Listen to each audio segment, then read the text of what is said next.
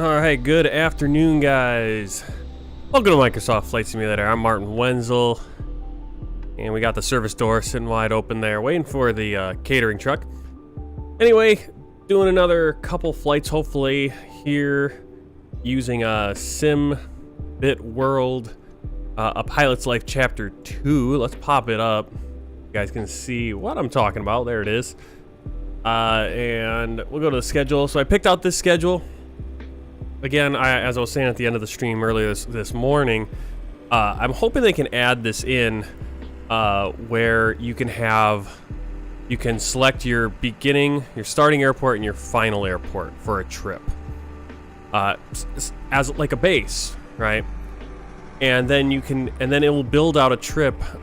I'm hoping they can add a fourth option like this where it'll build out a trip, because I would like to start in Chicago as my base and then end my trip in Chicago, which is typically how, when you're flying, at least for SkyWest, I've seen real pilots post their schedules, and they go Chicago, and then they'll fly out to, let's say, Boston, then they'll fly to Pittsburgh, and then they'll fly to DC, and then they'll fly to Atlanta, and then they'll fly back to Chicago over a 3-day span or whatever. And it's a round trip, but you have different stops on the way. It's not just Chicago to Milwaukee, Milwaukee to Chicago, Chicago to South Bend, South Bend to Chicago. It's not that. There are trips like that, and there are airlines that do exclusively that. But I think having the option, it'd be nice to start these trips. You know, here we're starting in Grand Rapids instead of Chicago, and we're going to end up in Harlingen Valley International Airport instead of in Houston, or again in Chicago at an actual base. And again, realistically, you'd be ending your trip at a base and then having a few days off, and then you'd get your new schedule, your next week's schedule or trip would be starting at your base and then ending at your base, because that's where you're based. Now, does that mean you live there? Not always, but that's where you based, and that's where you start your trips and end your trips. Anyway, you see our first trip, we're going to be going Grand Rapids, Gerald R. Ford International Airport, Grand Rapids, Michigan, over to Chicago, short flight, 119 miles. Then we're going to go Chicago over to Wichita, Dwight D. Eisenhower National Airport in Wichita, Kansas. From there, we're going to go over to Denver. Then we're going to fly from Denver down to OKC, to Oklahoma City Will Rogers World Airport in Oklahoma City, Oklahoma. Then from there, we're going to fly down to Houston George Bush Intercontinental Airport in Houston, United States. I love how all of these airports seem to have, you got a national airport, you got a world airport, you got an intercontinental airport, then you just got your good old international airports. From Houston, we're going to fly up to Amarillo Rick Husband International Airport, and then we're going to fly back. That's going to be a turnaround trip. And we're actually going to have quite a few turnarounds right here going in and out of Houston. Then we're going to go back to Houston back out to Victoria Regional in Victoria, Texas, then back to Houston, and then finally rounding out the trip in Harlingen Valley International Airport in Harlingen, Texas. So, like I said, really we should be having probably one more trip here, or a few more trips to get us back to Chicago or whatever. That is one thing I hope that they can implement at some point. I've made the request, the suggestion on the Discord. Hopefully that can be put into place. Anyway, here's the flight. This nice short flight. Let's get into it. We're going to be in the CRJ-4. Our flight time takeoff is, departure time is about 11:11 a.m. So let's get things going. We got the power connected. First flight for us today. Well, let's get that battery master on. We do have AC available. Nav lights on. Logo light wing inspection. Check out the power panel. No lights. We're all in the auto gen positions. Actually, what I'm going to do is we're going to go through the checklist. So safety check, circuit breakers. Do that. Circuit breakers is going to be right here. Actually, that's the fuel panel. Here we go like this. Is what we just want to look, make sure none of the circuit breakers are out. Nose wheel steering is in the off position. Right there. Hydraulic pumps all off. Landing gear lever down. Spoiler lever retracted. Flaps 0. ADG manual release in and stored. Battery master switch is on. APU as required. We will hit that just a moment. IRS, that's a nav position. Airplane documents checked. Hydraulic pump 3A on. Now we're going to do this hydraulic pump test. So we want to get on. Need to get a hydraulics. You can see that, and we're going to go on, and on. We want to see these. We can see 1B, 3B green, 2B green. Go back up, and we're going to set 3A on, the rest to auto. Back in here, and you can see now 3A is the only one on right now. Once you get the other stuff, the engines will supply hydraulic power, as you can see right there.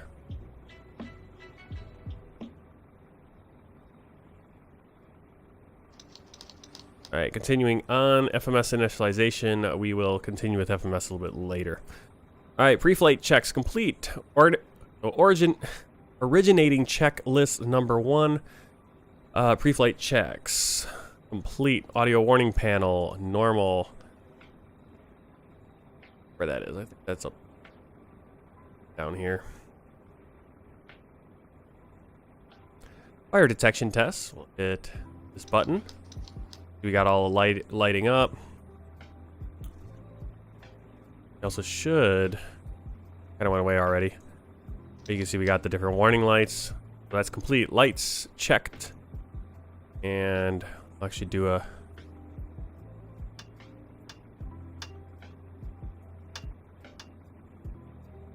all right, light check complete. Fuel panel. So now we're gonna go with our flow up top. The fuel panel checked. Bleed air, auto, ISOL open, both engines for bleed, and bleed air normal. APU, we're gonna start that up right now. Power and start. Start panel checked. Hydraulics checked. Pressurization checked. We need to actually put in the pressure now, so we will go to the sim brief, pull that up, and we're at about 800. So spin this guy quite a bit.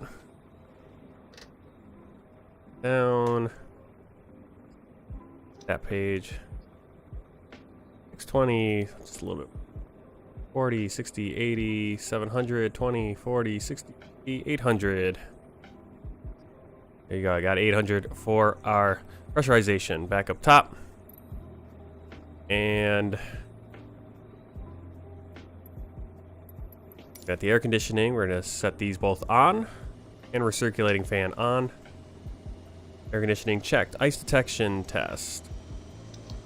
Okay, we got the ice light. That works. We don't need anti-ice right now. It doesn't look like we're going to need it with the weather as it is. Windshield low. And now on to originating checklist number 2. Emergency lights. Armed. Standby compass. Checked. Stall test.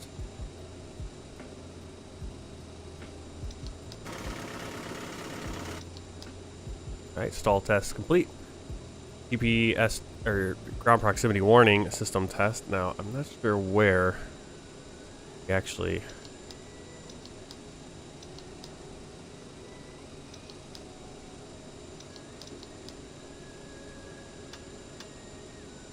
I'm not sure. I forget where I actually do this test, how I set off that test for the ground proximity warning. I don't know where that is. Nose wheel steering off. Clocks are set. EFIS control panels checked. We're checking this right there. The EFIS control panel looks good. Instrument panels. MLG bay overheat test. Bay overheat. Overheat test again. Upper pedestal checked. We got N2 for engines. No lights on the ground proximity warnings. Horn is covered. Thrust level quadrant checked. Page 3 avionics checked. APR armed. Engine speed on. Trims checked. We're not there yet. Let's go over to the performance page. And we're going to start boarding the plane once we get this performance page done.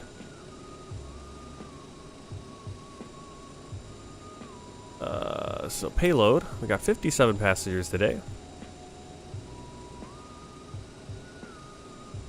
Cargo, we're going to max out the front end, and then we'll get up to We're gonna need 900 plus 590 is 14. Right here, 522. Go. And then fuel for today, 3706. We'll go. That actually works just fine right there. Set the payload. And our trims are going to be 7.2, so let's throw that on.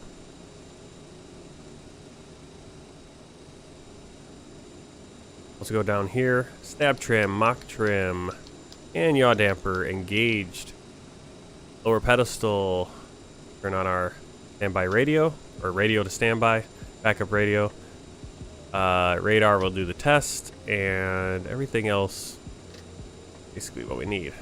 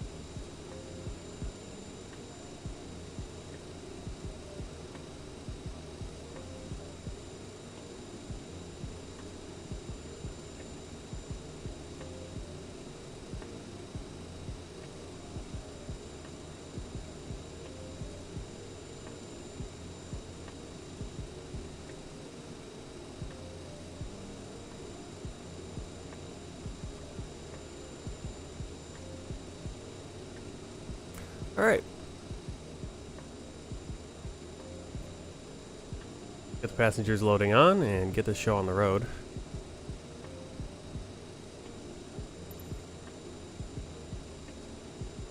Boarding requested.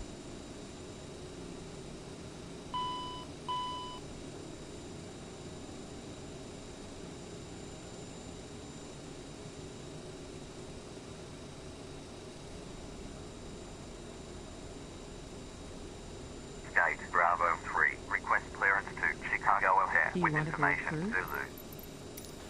SkyWest 5485, cleared to Chicago O'Hare, runway 17, flyer runway heading, climb and maintain, 3,400, squawk 6601. Cleared to Chicago O'Hare, runway 17, fly runway heading, climb and maintain, 3,400, squawk 6601, SkyWest 5485. Alright, 3,400. SkyWest 5485, redback correct. Runway 17. So let's get this started, set it up. Kilo Golf Romeo Romeo. Put that right down. Flight plan. Kilo Golf Romeo Romeo to Kilo Oscar Romeo Delta. Alternate today is going to be, I guess, in South Bend. Up Detroit. Kilo Delta Tango Whiskey. And we're going to be flying our first waypoint.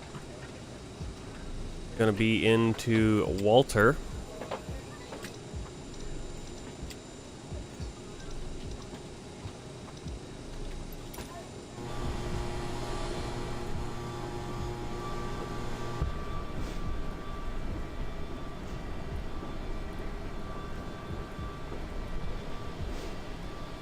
Passengers coming on nicely.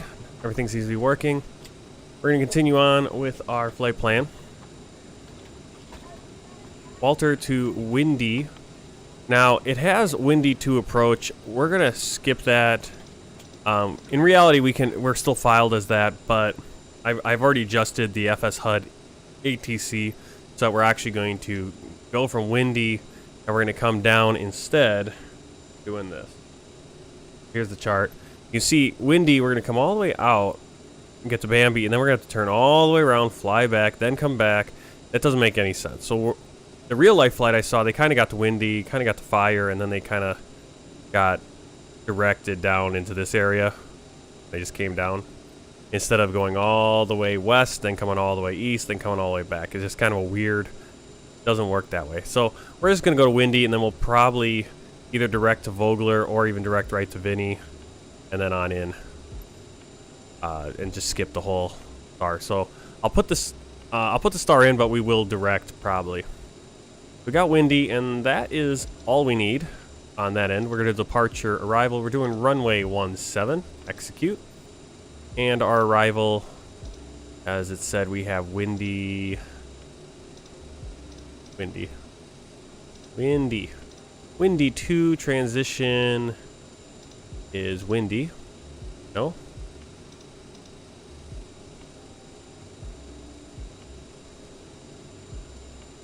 Transition for windy 2.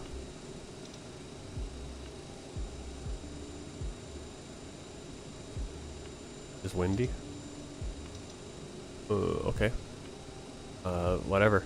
We're coming in ILS, and we're gonna do 27 right. We're gonna land at the northernmost runway at O'Hare. Originally we were given 27 center, but there's a bunch of lights in the way for some reason. Actually, light poles at the airport for some reason. Last time I landed there when we came from South Bend, so we're gonna avoid that. Let's check the legs. We got discontinuity right there. Let's just, oops. Don't need to do that. We just go windy. There it is. You can see we got Fire, Ernie, Poppy, Tubez. Sorry. Matches all up there. Tubez, Vulcan, Kirk, Bambi. Then we got a Vector, so we're just going to go Vogler. We'll throw that right up here. Hey, Mika. Welcome back. Vinny, Joker, Ilek, Welev, Harry, Bonzo, Sibley, runway 27 right. If we got a missed approach, we'll go out to Oscar Bravo Kilo, which is the VOR for Northbrook. A little bit different, hold or different go around procedure than with 27 center, where we go out onto a radial from Chicago Heights VOR. So that looks good on that end. Let's keep going through. Flight plan, execute, always execute, hit that execute button. Flight number, increased the distance quite a bit. You can see how much more, it almost doubled the distance of our flight because of that approach, which we will most likely skip most. 5485 is our flight number. Hope you're having a good day. You're having a good day, Mika. Alright, cruising, we are doing, I think, 24,000. 24,000, flight level 240. 24,000, we'll hop over to EFB. Just pull that data right in. Also set our takeoff right away. All in there, execute, VNAV. Looks good, we're targeting 0.74 Mach on the climb and everything else, descent. Once we get to, obviously, 10,000, 250 knots. Radio, we'll keep that for later. Go legs on this one for now. Then on the other panel, we'll go in, direct intercept. Right, so we should be pretty much set on there. Get our, the barometers, altimeters are set. Good. Passengers seem to all be on board. Just waiting for the baggage now, which tends to be the situation. And actually, in reality, I was just watching a video of a real-life turnaround, or a real-life startup, first flight of the day situation. They do use the conveyor belt for this back door, but obviously you can see this front door doesn't look right because they don't actually use a conveyor belt. They just hand toss those in on this front compartment.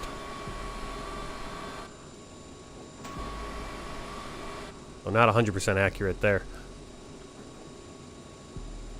Alright, let's go back to the checklist, make sure we're good. Alright, before start checklist, passenger signs are on. Pressurization is set. Altimeter is set. Anti-skid test. I'm right here. We got anti-skid inbound, anti-skid outbound. Rearm it. Test complete. FMS IRS set. Radios and nav aids set. Parking brake on. Takeoff briefing. Do takeoff briefing right now.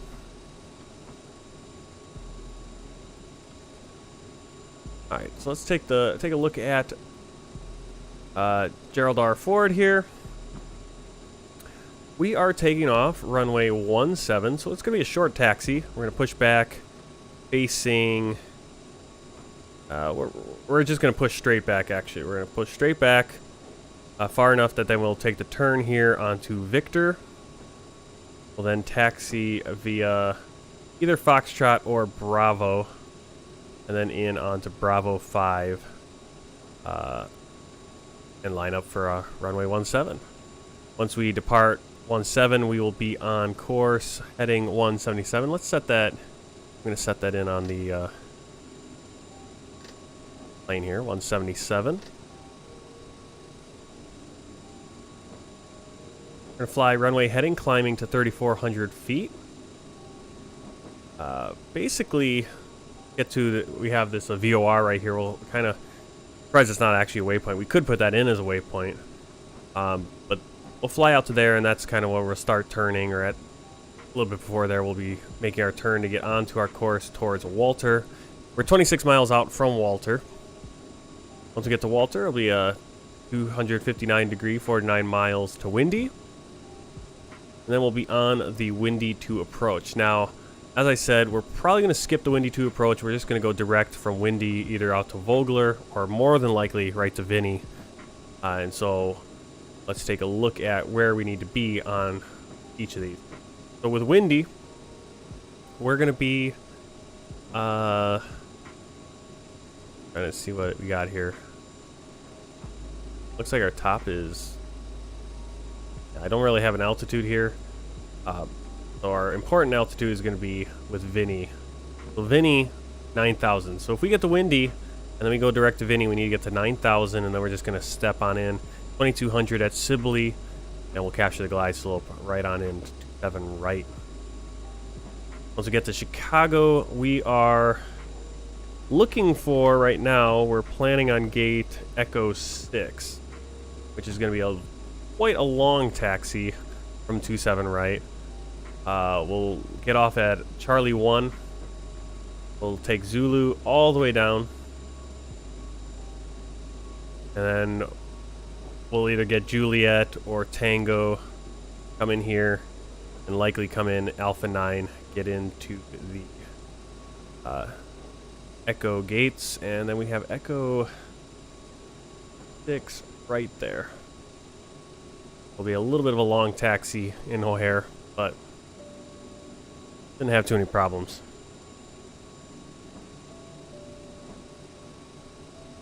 Whew. Light is shining just in the right place. And you see your passenger door is still open. Let's I think we can. The only problem is I can't call away the jetway, right? Should be able to.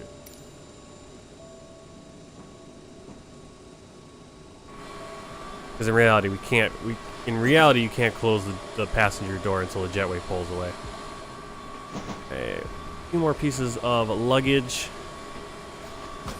and we'll be on our way. Let's look at clock.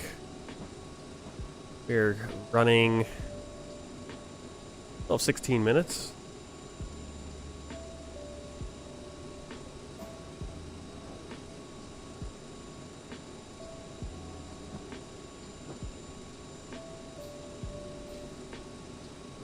We'll tell GSX to prepare for pushback.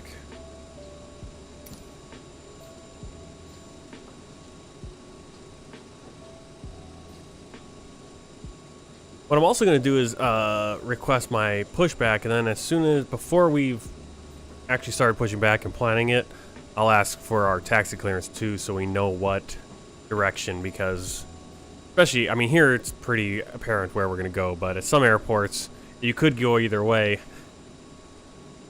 It's kind of nice to know where ATC wants you to taxi. And hopefully FS HUD ATC, the AI, picks an appropriate taxi route and not something quite silly.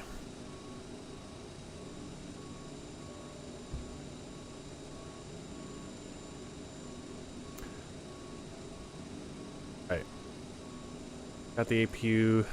Another check up here. We're going to turn the beacon light on since we are ready. Right, there goes the jetway. Passenger door closing. Cargo door is closing.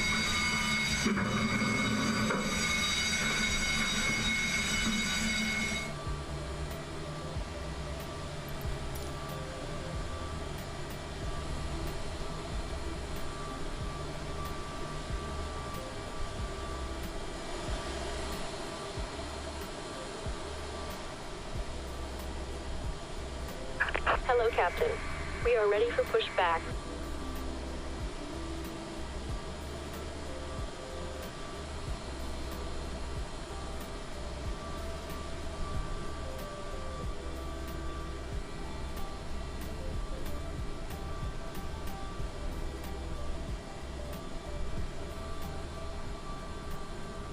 Departure checks completed. Bypass pin inserted.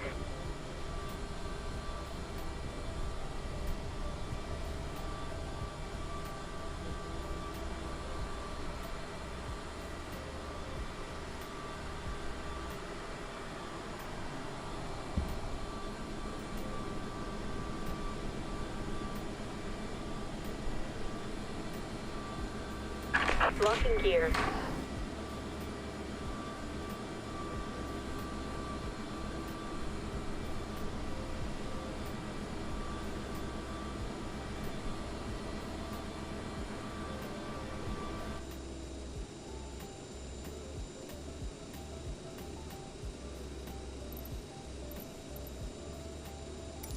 Release parking brakes. Parking brakes released. Commencing push. All engines clear. Start at will. Oh, I didn't even request a pushback from ATC or the taxi clearance. Well, I said all that and then didn't mean anything. Alright, APU is on. So clear to start checklist. APU on. Papers on board. Takeoff data set. Doors closed. Beacon light on. Fuel pumps. Gravity X flow on. Fuel quantity checked. Hydraulic pumps auto and on. Parking brake off. Packs off. And starting right engine.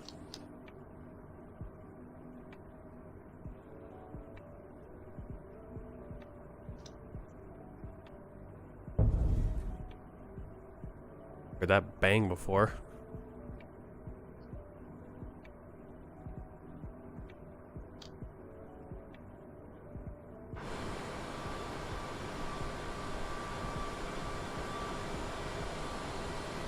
Pushback's looking pretty good. I want to get back far enough that we can make this turn. Looks like we will.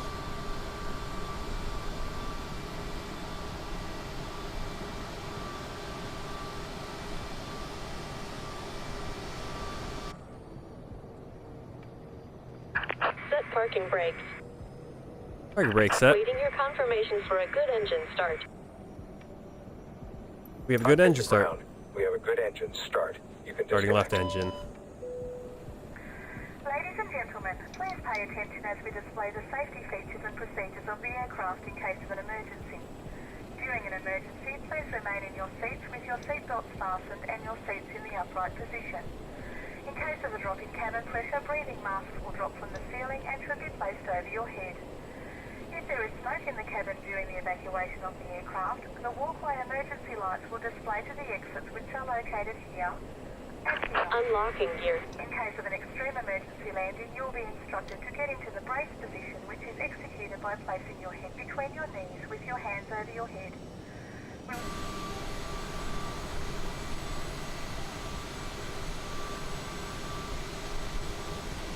Tow truck disconnected. Bypass pin removed. Left is clear. Okay, once this engine's Right going, is we'll see clear. the left engine oil pressure go away, and then the outbound ground spoilers go away. Those are on the other hydraulics. We can actually look at the hydraulics now. You can see we got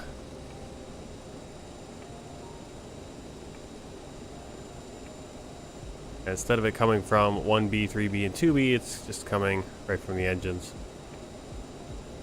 as I understand it.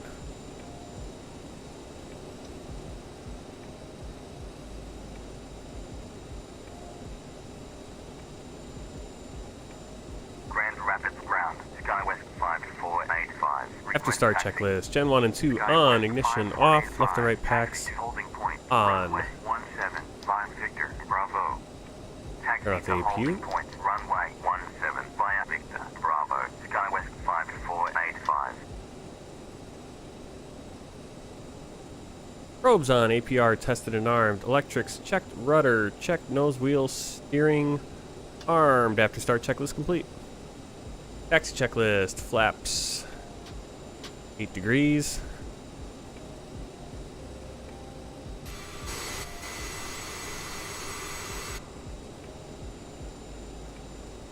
There, flaps 8 degrees. Flight controls.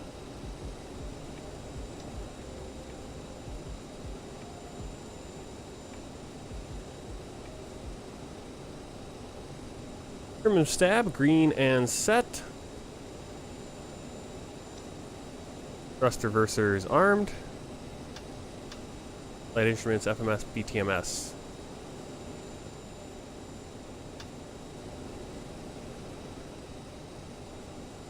Alright, so Victor to Bravo.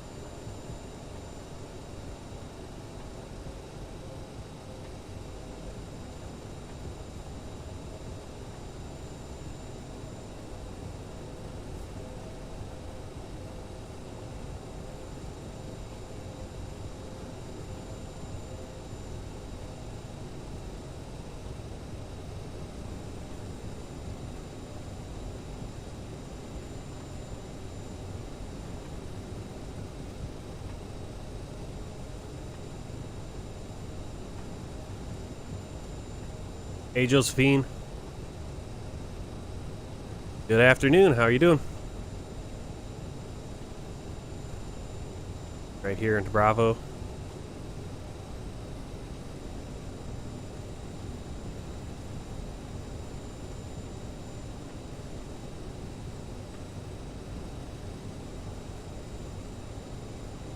Alright, I got a little time here to at least get this flight in. I hope I can get the flight going into Wichita.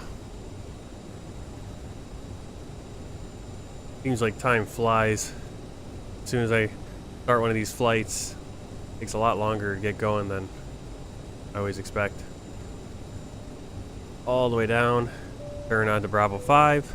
Ladies and gentlemen, the captain has advised that we are now cleared for takeoff.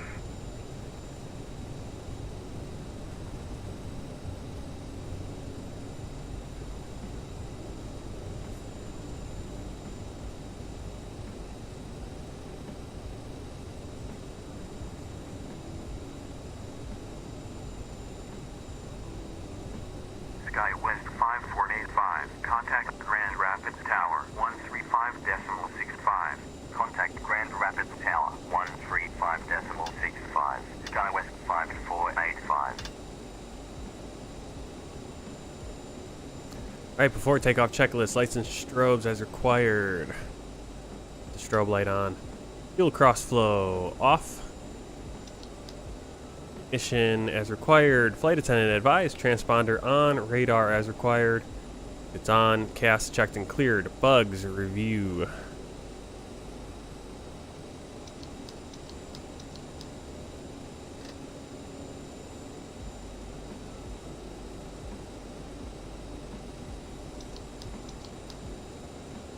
Air and packs as required. Checklist complete. Grand Rapids Tower, SkyWest 5485, runway 17, ready for departure. SkyWest 5485, line up, runway 17. Line up, runway 17, SkyWest 5485.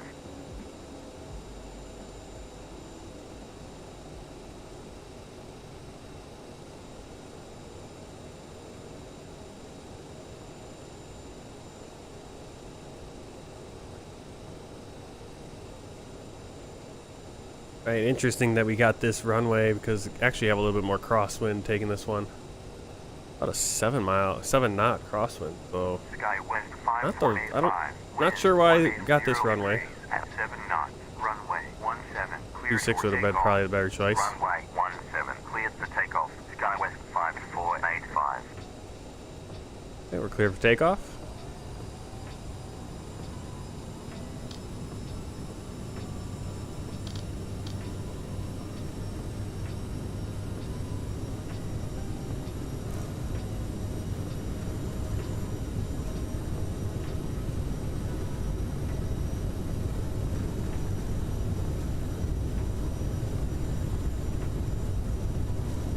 E1 rotate.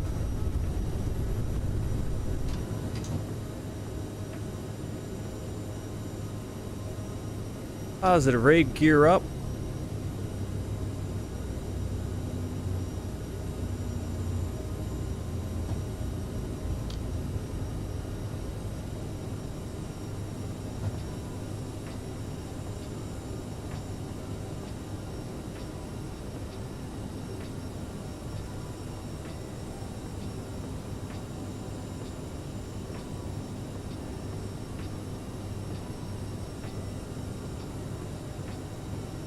SkyWest 5485. Contact Great Lakes. Departure 118.65. Contact Great Lakes. Departure 118.65. SkyWest 5485.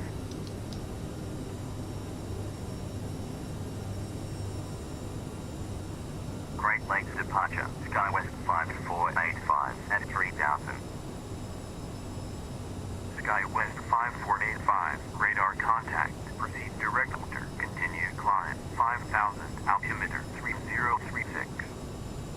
Proceed direct filter. Continue climb. 5000. SkyWest 5485.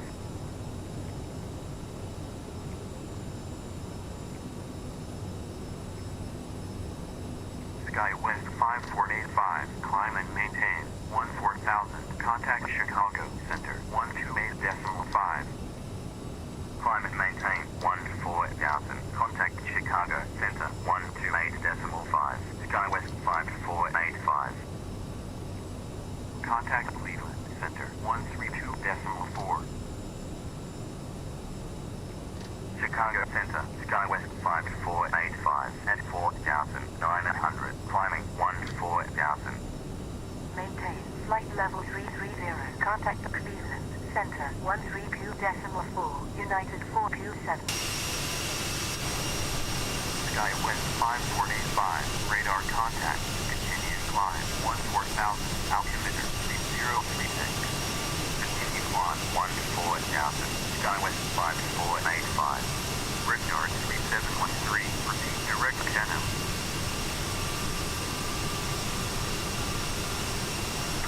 Direct channel, Brickyard 3713. Okay, there's Grand Rapids Airport right behind us, and Grand Rapids on our right, left on the screen, on our right of the plane.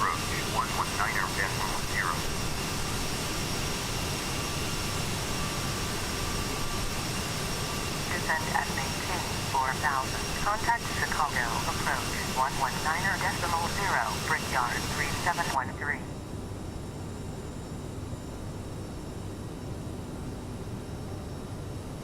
Our pressure there, I didn't change the pressure.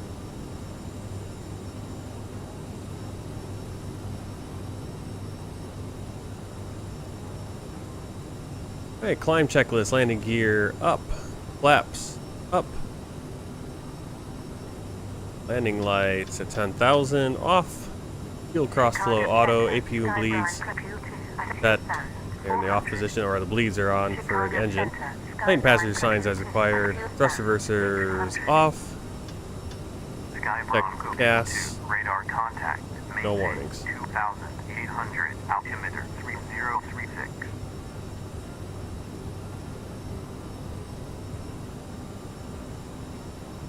Maintain 2,800. Sky Bronco 22. Sky Bronco 22. Radar contact. See Lake Michigan coming up. 2,800. As I said, shouldn't be too long of a flight. 22 minutes to go. honestly, we're going to spend more time on the ground taxiing and setting up these planes, but we'll hopefully do a quick turnaround in O'Hare once we get to the gate, get unloaded, get loaded, and hopefully that takes half an hour, and get rolling right away.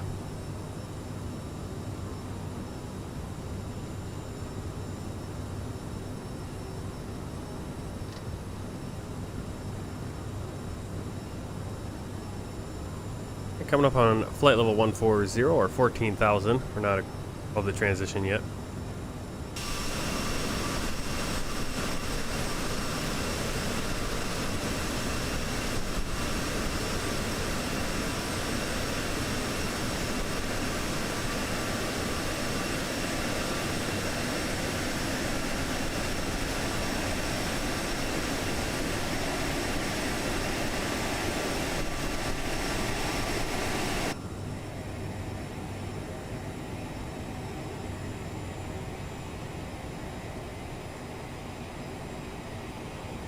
SkyWest 5485, climb and maintain.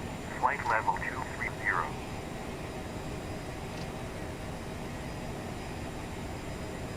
Climb and maintain. Flight level 230. SkyWest 5485.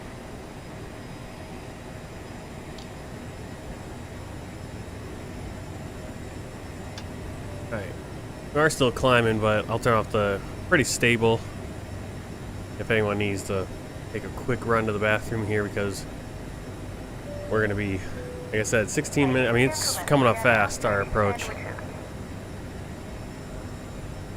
Alright, let's do our in-range checklist. I want to adjust our pressure to 680. 80, 60, 40, 20, 700, 80. That's 680 for our landing elevation. Fuel checked. We're really good on fuel. Altimeters are set. We will be going to standard for a while.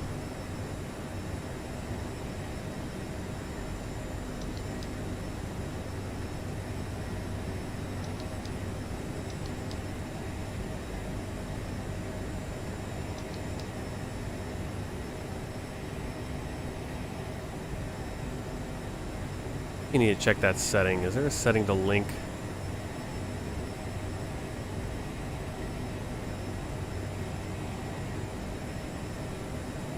There we go, synchronize. That's what I want.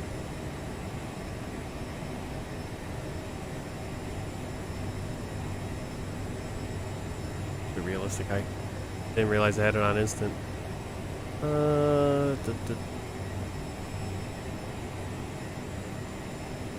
Southwest 2306, climb and maintain. Flight level 330. Climb and maintain. Flight level 330, Southwest 2306.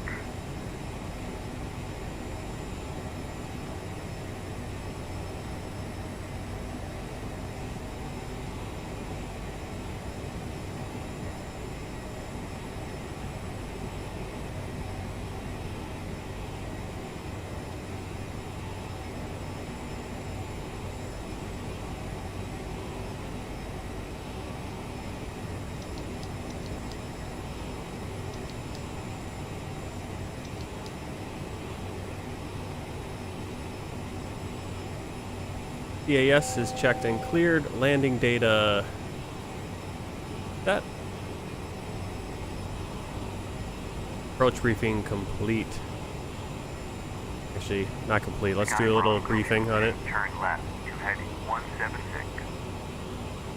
Turn left to heading 176, Skybrine computing. I think we kind of did a quick look at it. Final approach course 273, Sibley 2200 will capture the glide slope. Localizer is India Alpha Bravo Uniform 111.75, airport elevation 680, touchdown zone 664, safe altitude 3400 outside of the approach course.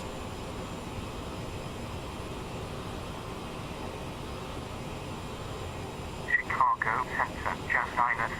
For go around, we climb to 1100, then climbing right turn to 4000 direct to Oscar Bravo Kilo, the Northbrook VOR, and hold, continue climb and hold to 4000. You can see on the picture, basically a right turn out to Northbrook. And here's another visual representation, direct to Oakbrook, 113.0. Our landing minimum is going to be 864 decision altitude. We're going to do the decision height of 200 above runway. Alright, descend and maintain 13.3. Receive that. Let's. Oops. SkyWest 5485, expect vocal ILS, approach, runway 27 right.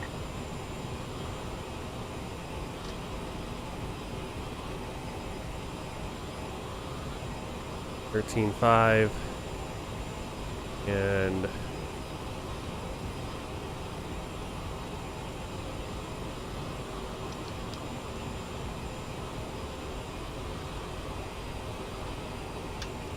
belts back on.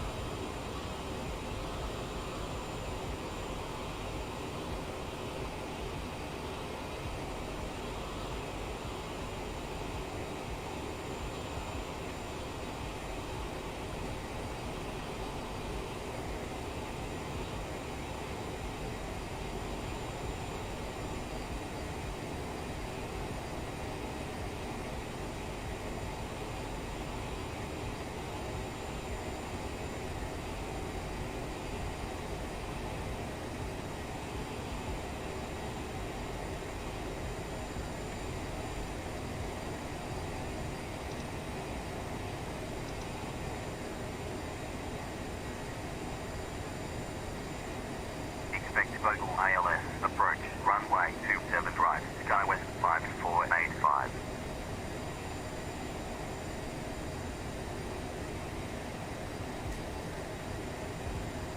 SkyWest 5485, proceed direct vocal, climb and maintain, flight level 230.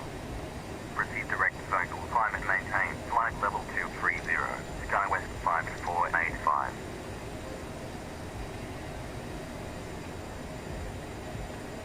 It just tells to descend.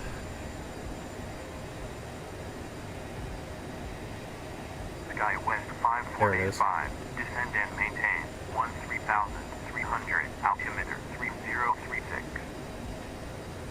Descend and maintain 13,300, SkyWest 5485.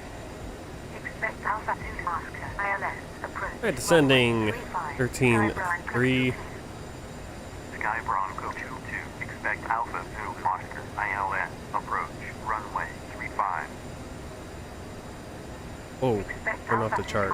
I'm staring at the chart too long there. Alright, so we're over Lake Michigan. You see we now are aiming down towards the bottom of the lake. Radar contact, maintain, flight level 330. Taking a left turn towards the bottom of the lake, kind of pointed towards Michigan City. Sky Bronco 22. I think Windy, if we continue on to Windy, I think Windy's basically at the borders of Wisconsin, Illinois, and Michigan, that three-corner border in the middle of Lake Michigan, but we're going to turn down to Vogler right away.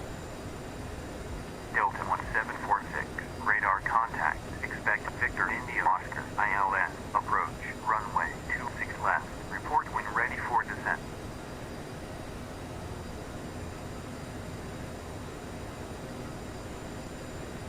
Sky Bronco 22, contact Kalamazoo Tower 118.3. Contact Tower 118.3, Sky Bronco 22.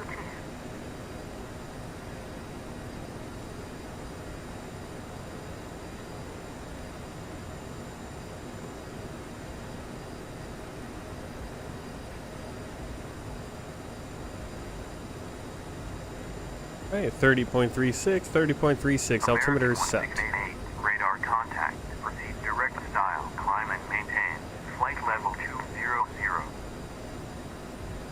Alright, next checklist is our 10,000 foot checklist. We got 4 things on there: the APU and the bleeds, which are set. Anti-ice as required. We're not going to need anti-ice. We don't have any clouds lower than us. We're already through there, no precipitation or anything. Lights and passenger signs, we'll turn on our landing lights and make sure our seatbelts are on, which they already are. And the altimeters, make sure those are set. So once we get 10,000, we'll do that check. I'm enjoying doing these flights in the CRJ, getting really comfortable with the CRJ, feeling better and better on landings. Or it's gonna be interesting going back to doing like something like the A320 and the 737. I'm really enjoying kind of just plugging away, doing a lot of CRJ flights, and then eventually, within, at least in a pilot's life. I think what basically my plan right now is I'm gonna kind of focus on doing a pilot's life, and then at least one world tour flight a week, and and then a pilot's life will kind of be if I have a time to do a flight, but I don't want to necessarily stream it for sure. If it's not a situation where it's a good time to stream, but I have enough time, I can just kind of throw a flight in. I'll do my pilot's life, and whenever I can, if it works out, like this afternoon, I will also stream it. You guys can see some of the different airports in the U.S. and get to fly around in the CRJ a little bit more often than we do on the World Tour. World Tour, we're pretty limited on how many more. I don't think we're going to have too many more CRJ flights on the World Tour.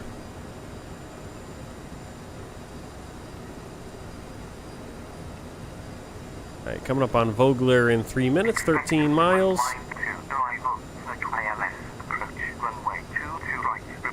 Get our speed down to 250.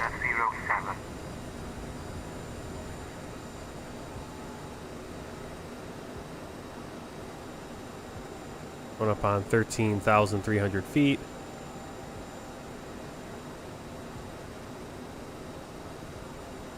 Right in front of us is Michigan City. Gary a little bit further over there.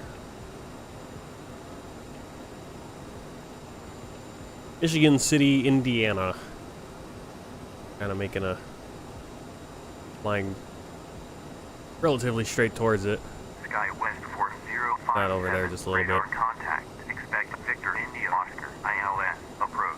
Runway 26. I always remember in the CRJ we do have we don't have auto throttle, so we do have to keep an eye on our speed and make sure we don't drop too low. Oscar. ILS. Approach. Runway 26 left. Report when ready for descent. SkyWest 4057. Southwest 2306. Contact Cleveland Center 132.4. Contact Cleveland Center 132.4. Southwest 2306. November 90714 Golf. Descend and maintain. Flight level 400. Contact Cleveland Center 132.4. Descend and maintain. Flight level 400. Contact Cleveland Center 132.4. November 90714 Golf. SkyWest 4057 ready for descent.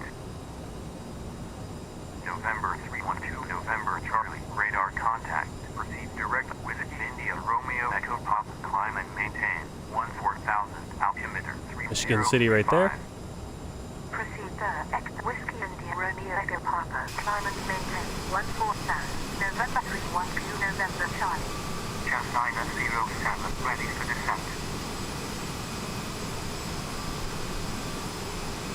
American 1688. Climb and maintain. Flight level 300.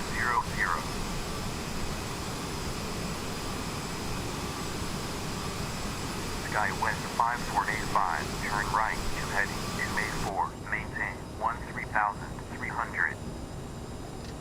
Turn right to heading 284. Maintain 13,300. SkyWest 5485. Climb and maintain. Flight level. All right, make sure you got our decision height in, which was 200 feet. SkyWest 5485. Descend and maintain 9,000. Descend and maintain 9,000. SkyWest 5485. SkyWest 3687. Radar contact. Proceed direct to Papa Oscar.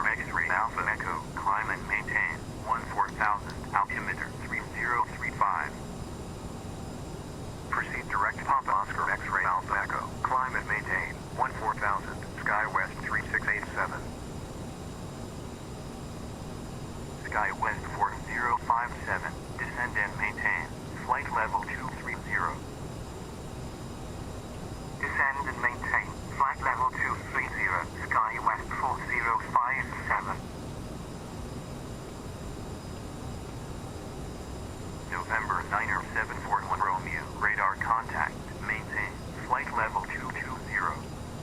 Maintain. Flight level 220. November 9er 741 Romeo. November 312 November Charlie. Climb and maintain. Flight level 230.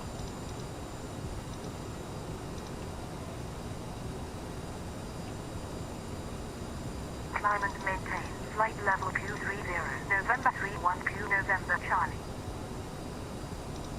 Ethiopian 574 Heavy. Radar contact. Expect Sierra Mike. Wind 2. Arrival. ILS. Approach. Runway 22 left. Report when ready for descent. Expect Sierra Mike. Wind 2. Arrival. ILS. Approach. Runway 22 left. Report when ready for descent. 574 Heavy. Obviously, the drawback of a simulator is that it doesn't load in. In real life, you're not loading in buildings. They're just there. You see them. Right there is going to be downtown. So eventually, stuff will start loading in. We'll be able to see it. Obviously, I could probably turn it up. I'm not sure if I could turn it up and it would still load in even at this distance.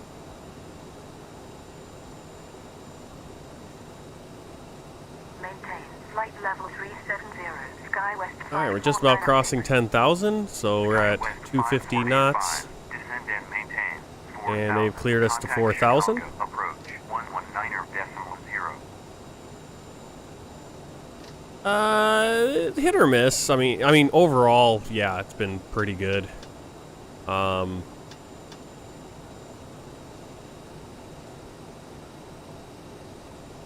Bigger airports like O'Hare, it's a little shaky. I mean, we were really shaky. South Bend, it was kind of a little rough coming in for the landing there, if I remember right. Chicago approach 119.0. SkyWest So, 5485. but it's not. I think I've gotten to the point where it feels the way it should feel. Like I know what's right and what's wrong. Like when I first got the KORD, and I think maybe I was expecting more, or maybe it was just performing pretty bad. I didn't have things right. Now I did just download, because we had that sim crash, and I actually had a sim crash at the end of the last flight. I downloaded the AMD Adrenaline. I hadn't downloaded any drivers yet. When I reinstalled Windows 10 a few months ago, I didn't download any of the drivers for the KORD, or the program to like adjust speeds and fan speeds and stuff. So I haven't touched anything, but I did install that program, so it is running, but I don't have it really doing anything like performance enhancements or slowing speeds down or anything. All right, let's see. We don't get any speed things, but we do want to get down to 200 at about 20 miles out. Once we get to Elec, is our next waypoint, and I think we're just about to it. Kind of want to be down to 200 knots.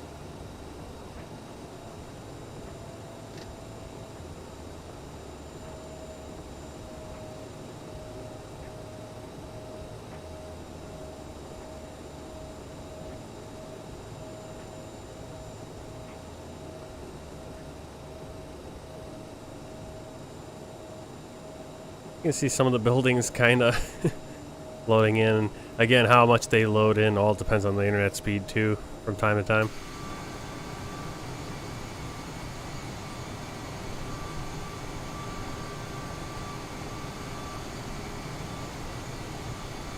Lake is absolutely still, it looks like.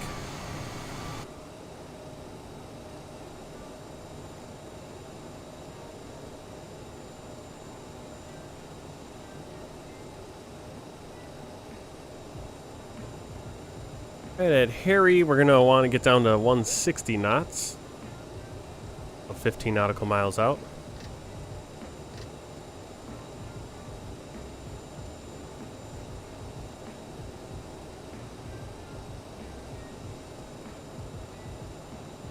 There's the downtown once again.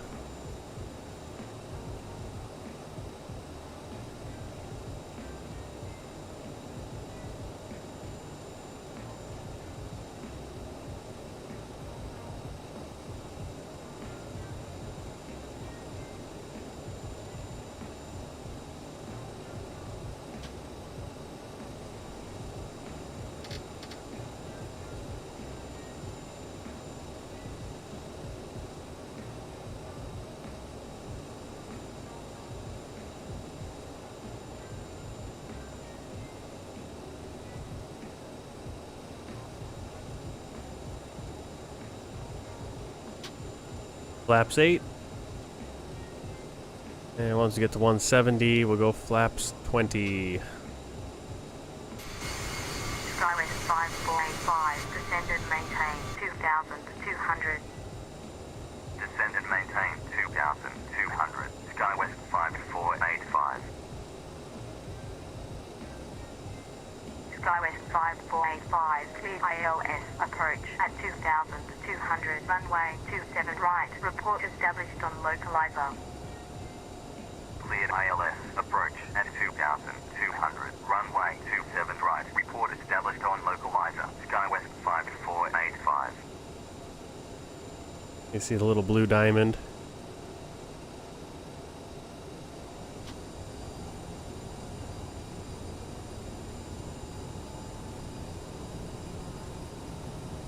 Speed a little bit.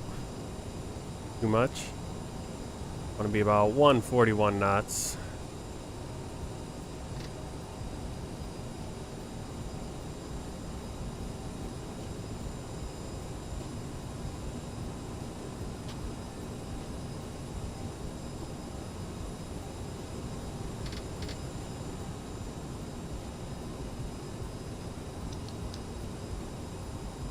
SkyWest 5485, established on localizer.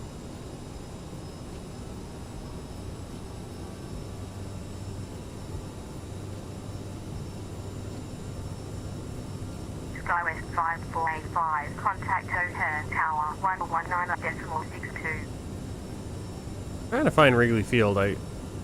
Where that would be. Is that Wrigley Field right there? It could be. Contact O'Hare Tower 119.62.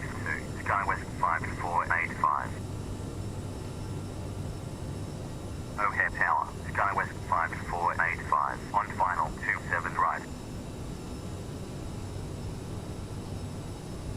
Okay, we're on. Should be on the glide slope. 5485, continue approach. There we go. Don't know why it kind of got hung up there a little bit. Continue approach. SkyWest 5485. Now we're kind of diving.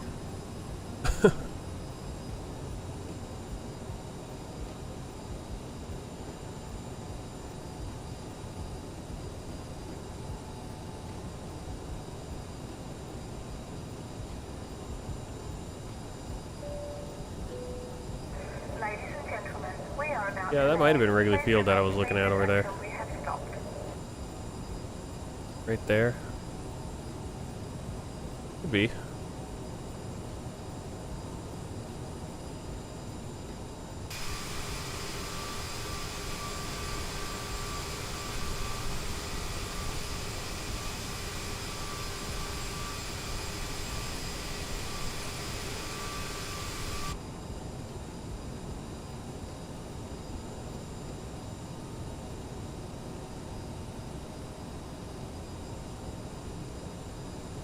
We are on the ILS. Before landing check, flight attendant advise passenger signs on. Thrust reverser armed. Landing gear down. Flaps full 45 degrees. Wait for the 3 green lights on the gear.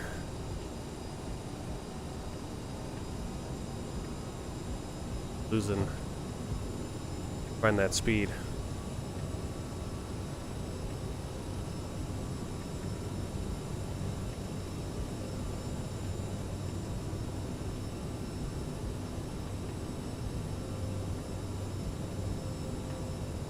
Yeah, you can see we got a little bit of crosswind, about 12 knots right now, pushing us to the right. We're coming in runway 27 right. Yep, we got about a 7, between 8 and 15 knot wind coming in from 210 degrees, so we got a nice crosswind coming from right around that direction.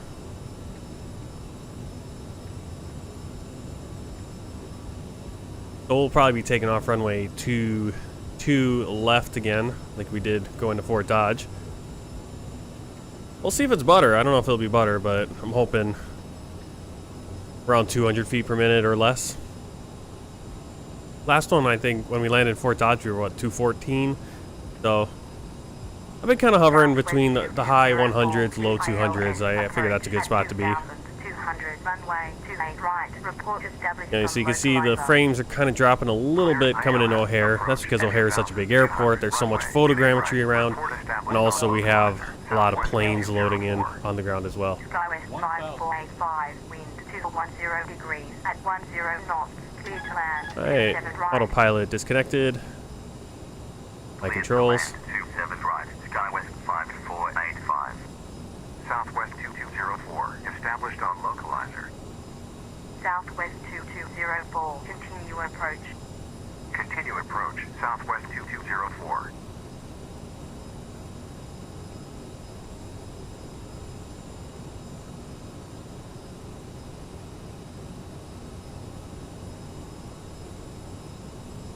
This is one of the shorter runways. We don't need that long of a runway, so that's why we're landing on this one, but obviously we can't afford to float too much. 400.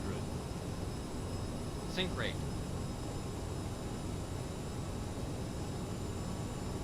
300.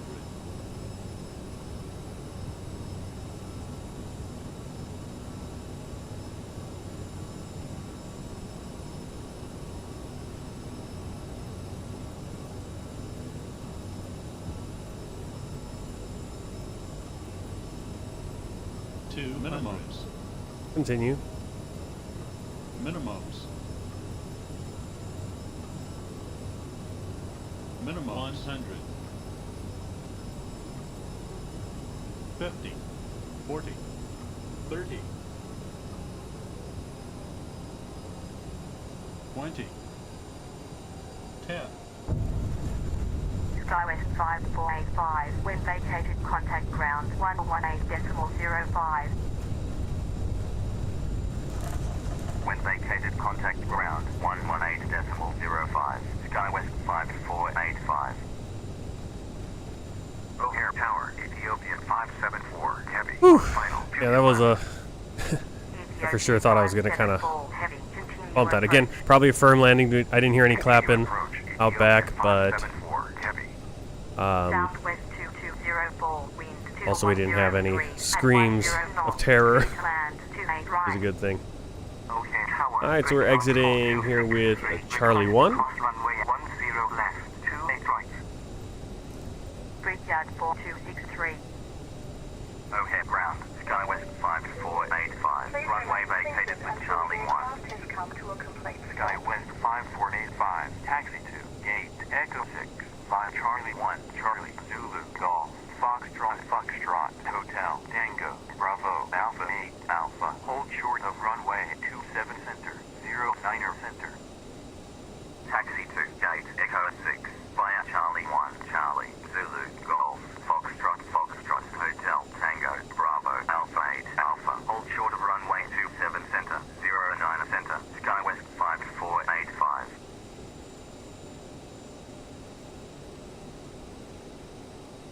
Alright, so strobe light off. Runway vacated with Echo. Radars, Brickyard and... 4263. Continue taxi via Echo. right there. Continue taxi via Echo. Alright, Zulu down to Golf. Take Golf to Foxtrot, hop down to Hotel, then to Tango, then to Bravo.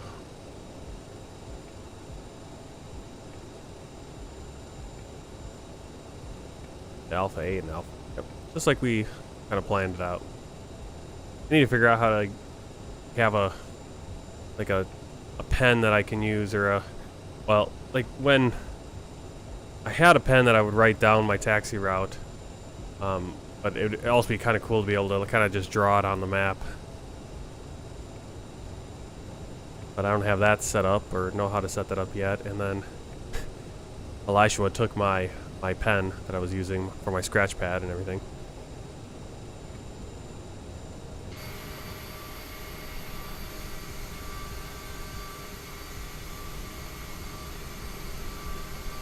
Alright, clearing the flaps. I'm coming up.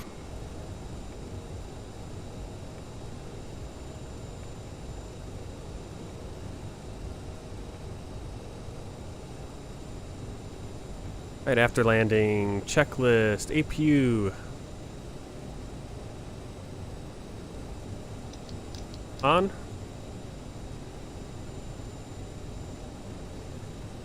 Transponder radar off. Flaps 0. Lights and strobes off. Probes off. Leads set. After landing, checklist complete.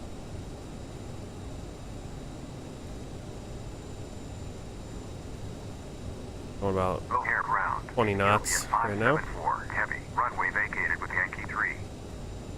Ethiopian 574 heavy. Taxi to gate. Mike 17. 5 Yankee 3. Yankee. Victor. Victor 5. Hold short of runway 10 left. 28 right.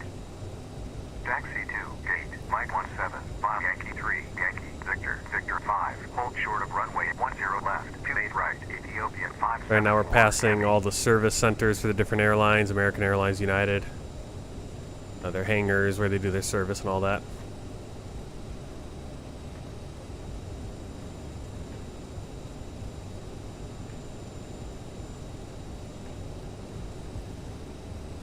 That's an interesting little, missing some texture there. Still on Zulu, like I said, it's gonna be a long taxi. It's a kind of, yeah, there's all these lights over here for some random reason. I think they're all kind of off because they're actually end up in the middle of the runway. SkyWest 5485. Contact O'Hare Tower 119.62. Contact O'Hare Tower 119. This actually is an active runway. You'd think you'd see more traffic. O'Hare Tower, SkyWest 5485. Request cross runway 27 center, 09 center. Oh, there is a plane taking off. 5485, cross runway 27 center, 09 center. When vacated, contact ground 118.05. Cross runway 27 center, 09 center. When vacated, contact ground 118.05. SkyWest 5485. United 2191, contact Chicago, departure 119.35. Contact Chicago, departure 119.35, United Q191. O'Hare ground, SkyWest 5485. Runway vacated with Zulu. SkyWest 5485, continue taxi, 5 Zulu. Hold short of runway. The next flight's not really going to be a turnaround because the flight time is actually about 22 hours later. Actually a couple hours earlier than this flight takes off, so it's not really technically a turnaround, I guess. I guess we just do one flight today and then we're, I guess in reality we kind of did we flew out from O'Hare to Grand Rapids, let's say, and now we're coming back, and I guess I can spend the night at home. That's nice. I mean, it's only 10 in the morning or something. Right? Cross runway 09 right, 27 left. When vacated, contact Is that local ground time? 118.05. Cross runway 09 right, 27 left. Yeah, it is only 10 in the morning. Contact ground 118.05. I think I set my time too early. It should have been.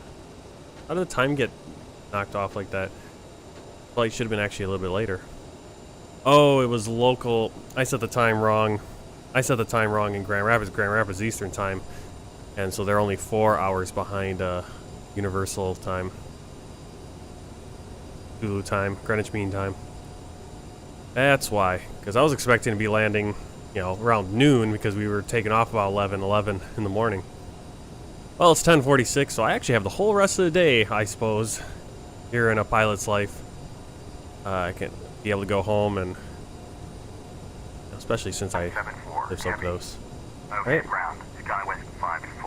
Alright, so here's golf. Now, I missed golf last time because the stripes are wrong here. Continue taxi, 5 Zulu. Continue taxi, via Zulu. SkyWest 5485. So the markings are a little messed up. That was Victor.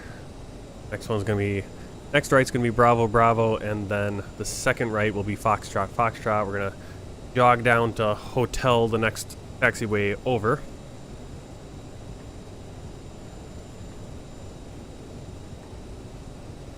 Yeah, it looks like we should be at the gate in about 5 minutes.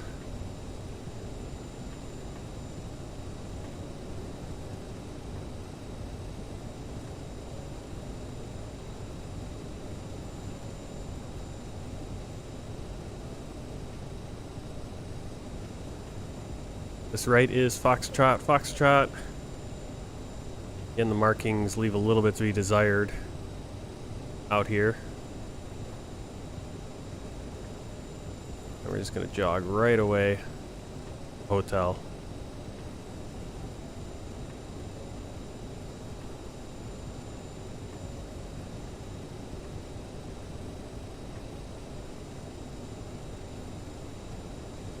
Taking this little, well, 15. I was thinking we were up at 25. O'Hare ground, Ethiopia 574, heavy, runway vacated with Yankee. Ethiopian 574, heavy, continue taxi, via Yankee. Continue taxi, via Yankee, Ethiopian 574, heavy.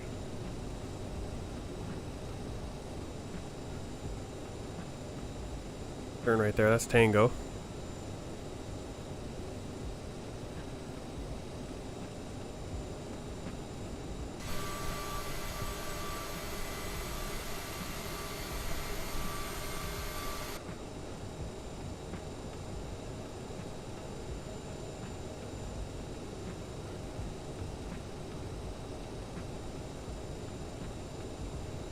Alright, well, landing rate monitor is telling me it was a negative 301 feet per minute landing, so firm.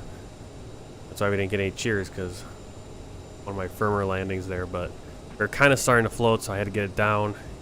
Used up all the runway. Yeah, we just had some wind there. We had to keep that speed in as well, which kind of caused us to float a little bit.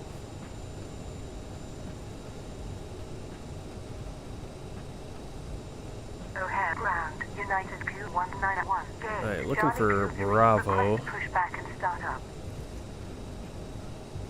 United 219er1, push back and start up, approved. Push back and start up. Alright, next left is going to be Bravo. O'Hare ground, United Q191, request taxi. Or actually it's Tango, we keep following Tango, and then we'll switch to Bravo, which is the next taxi over. That's what confuses me, is because taxi this way actually turns. Taxiway Tango turns and comes taxi 8 or something right in front of us. Whoa. Wide turn there. Then come back to Bravo.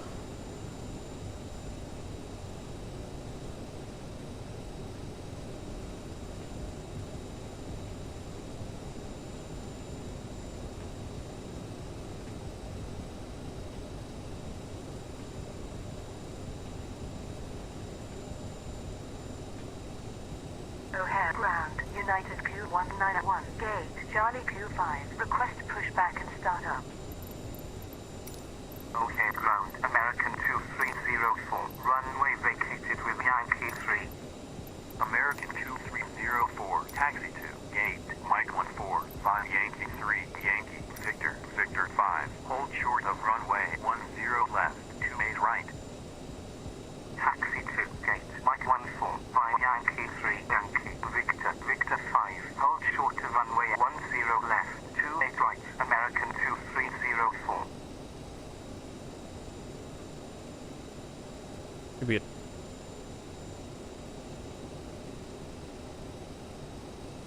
a taxi line right down there, because our gate's over here. That's why we're... oh, there it is. On the wrong taxi line. Ghost town at this airport. Ghost town.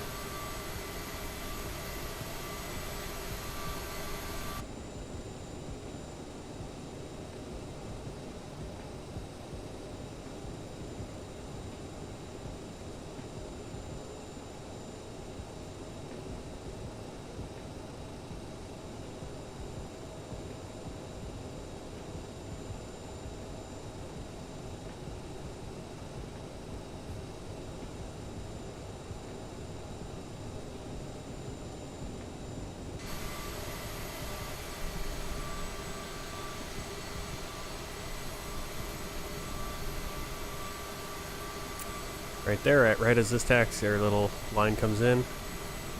Our gate. Like the marshaller's in the wrong spot.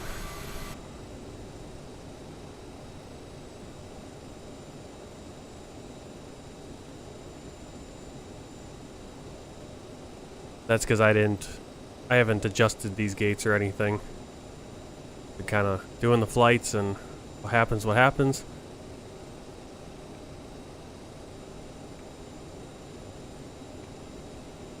Like, come over here. No, thank you. Probably gonna say you're in the wrong spot. Parking.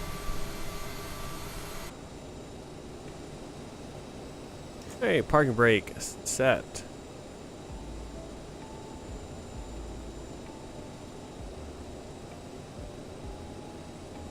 Taxi lights off. Engine stop.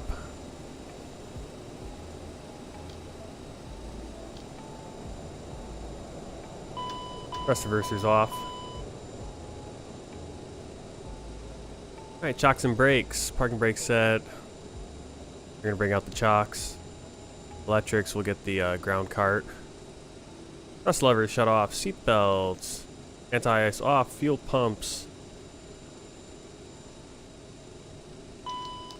off. Seat belts come off. Hydraulic pump as required.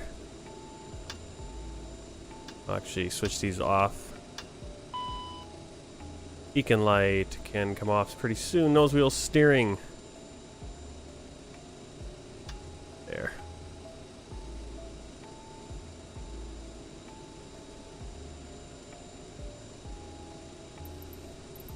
The boarding requested.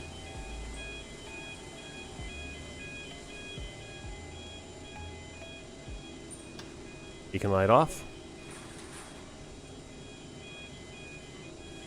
American 2304, contact O'Hare Tower, 119.62. Contact O'Hare Tower, 119.62. American 230.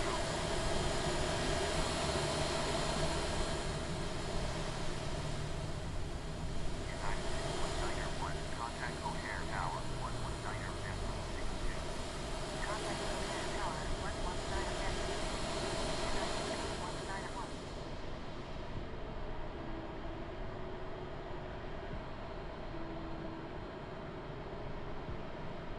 Alright. So let's check out Valanza, check out the flight, how it all went. Kinda already gave it away a little bit. You can see our planned route, and then we actually just cut off that kind of excessive arrival. Landing rate just over 300 feet per minute. Flight time 31 minutes. Block time you can see 23 minutes of taxiing pushback beyond the flight time. 147 miles burned, just over 1,000 kilos. Gonna bring up pilot's life, and we'll. Oh, that's actually. There we go. There's a pilot's life. I remember to submit our flight. Check out the flight report. Got a 98 because we lost 2 points on that firm landing rate of -301. Everything else was good except for the landing rate, so we get a 98. 98% of our XP, which I believe we get a 10% dock because of the length of the flight. Longer the flight, we get a 10% bonus. Medium range flight, we just get 98 XP. Landing details, let's see what we have. Yeah, kind of landed about midway on the runway. So again, another one of those floaters. With the flight. Yes. And it's going to bump us right over to the next flight here. What I should do is I should open these doors so we can start doing everything. Boarding starting.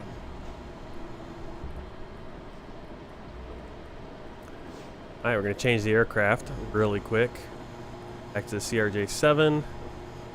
We'll get a sim brief dispatch. Sim brief up on our screen. The Aerosoft.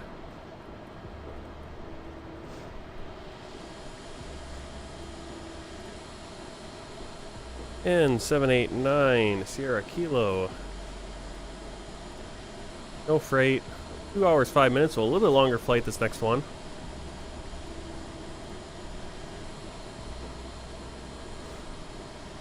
Good, we're taking off runway 22 left, landing 32 in Wichita. Alternate is Kansas City. Generate the flight.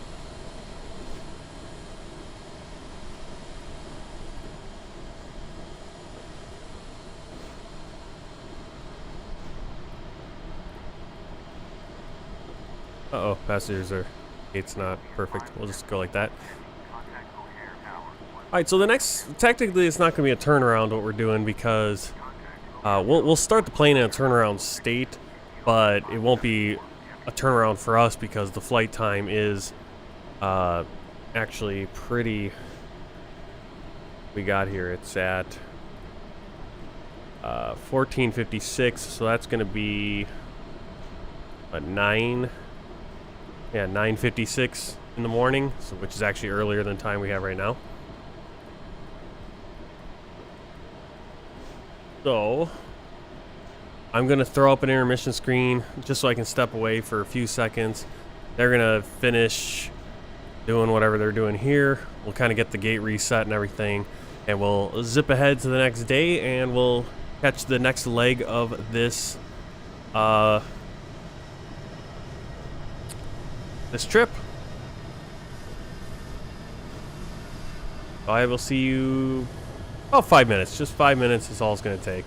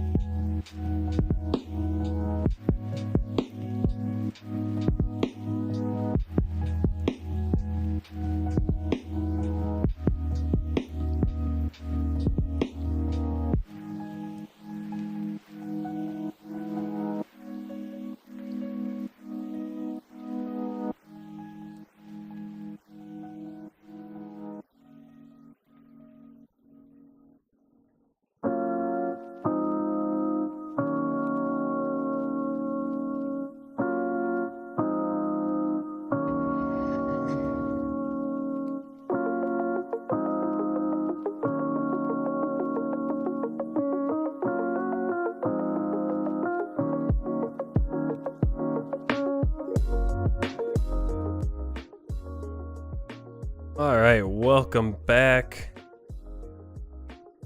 Moved gates also because it is the next day, and another crew flew this plane and flew it back.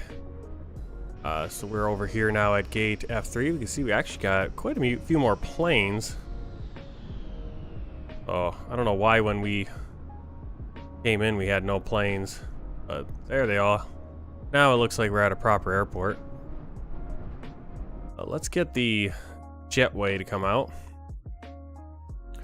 We're gonna try to do this as fast as we can so we can get rolling onto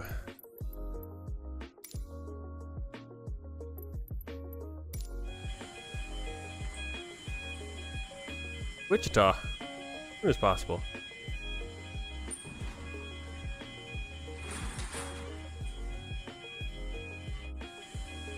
And so I'm going to jump into the performance page and get our brief open, get all this ready, and then we'll start getting those passengers and cargo loaded as quickly as possible.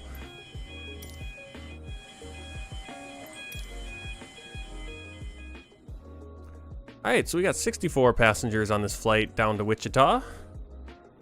Cargo, we're going to about do 800. We're going to load up the front, and then we need another 1,000, 1,087. There we go. Enter. Fuel on board. We actually do need to add fuel. So what we're going to do, that payload, we can actually go back here. Now, in reality, they do this outside the plane. We'll do it right here. I'm not going to call over the fuel truck to do the visual, just because I want to make this a little...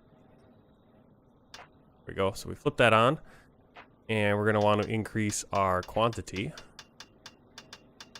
45 something. That works. Turn that on, and it should start fueling. See. Perfect. Let's go through our panels.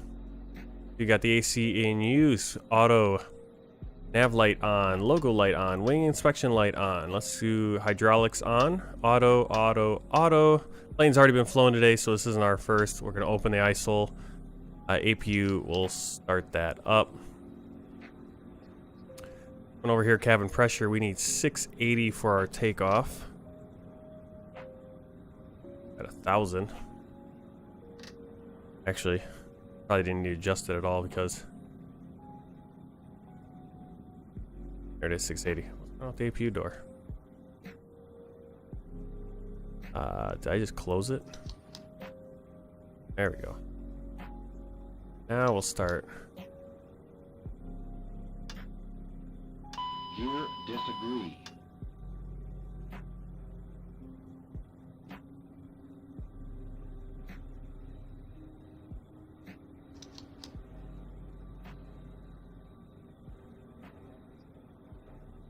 And the APU starting up.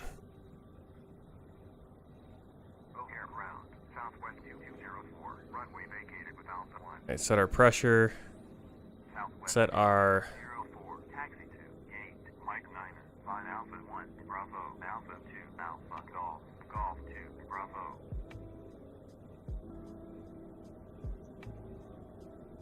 Taxi to gate, Mike 9, flight Alpha 1, Bravo, Alpha 2, Alpha, Golf, Golf 2, Bravo, Southwest 2204. O'Hare ground, UVA 662, heavy runway vacated with Yankee 3. Alright, let's get the boarding started. Taxi to gate, Boarding Mike requested. 5 Yankee 3, Yankee, Victor, Victor 5, hold short of runway. Passenger doors open, cargo, Made right. and the cargo doors are open. Down for the jetway. Yankee 3, Yankee, Victor, Victor 5, hold Request our flight clearance. O'Hare clearance. SkyWest 5217 B1 gate, aboard crew. Foxtrot 3. Request clearance to Wichita Eisenhower Passengers with boarding information started. Charlie. SkyWest 5217, clear to Wichita Eisenhower, runway 22 left, fly runway heading, climb and maintain 3,300, squawk 6555. Cleared to Wichita Eisenhower, runway 22 left, fly runway heading, climb and maintain 3,300, squawk I can tell all the other planes are actually here at O'Hare because it's a little rough on the frames. Alright, 3300 is our initial climb. Taking off 22 left. Jump in here, go to our index. Initial position, and swap all of this out. Flight plan. Chicago O'Hare to Kilo India Charlie Tango. Up the flight plan so we can get it right. Alternate is Kilo Mike Charlie India, which is Kansas City. Flight number is SkyWest 2270. Oh, there we go. And our first point is going to be Peku. Direct to Pig.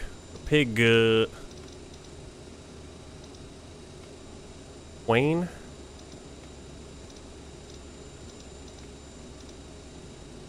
Carrot. Rose.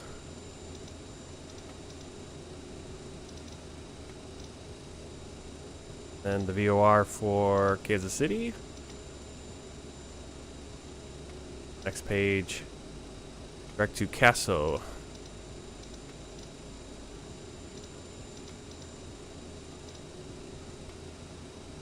And then direct into the airport. So we'll execute that to our departure runway 22 left.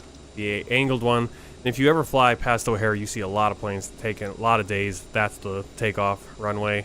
And then everyone else, all the landings are going on the 27, 28s and 27 runways.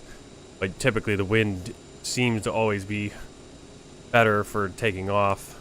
Oh, I guess they're always fighting with a crosswind one way or the other. Back to the index, we'll do the arrival of ILS 32. I don't know if we have an ILS with that. It would actually be an RNAV. RNAV 32. Approach, RNAV.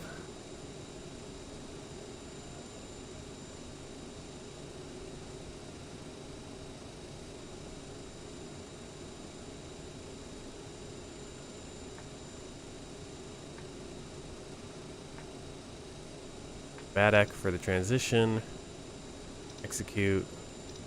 Double check the legs.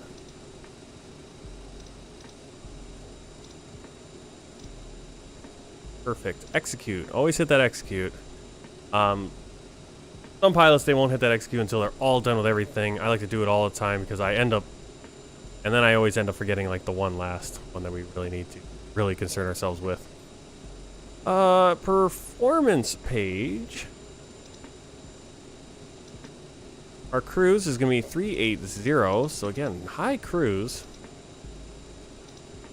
And jump over back to the performance page on the EFB. Copy right over. We have a 7.2 for the stab, or for the trim. Not the stab trim, but the... Yeah, it is a stab trim. Okay, 7.2.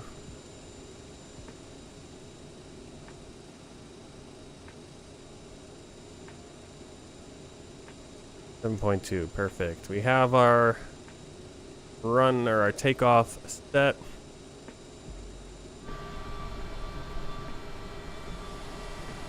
Waiting for the cargo. Can be a real pain in the butt. There it is. I can see it coming. So no matter how fast we try to do the turnaround, it seems we're always waiting on the cargo.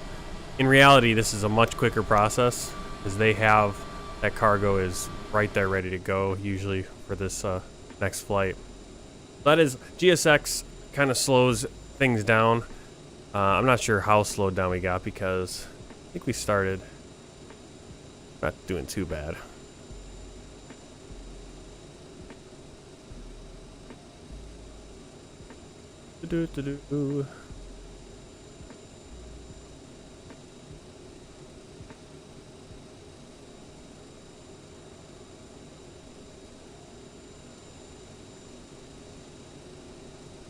back in here.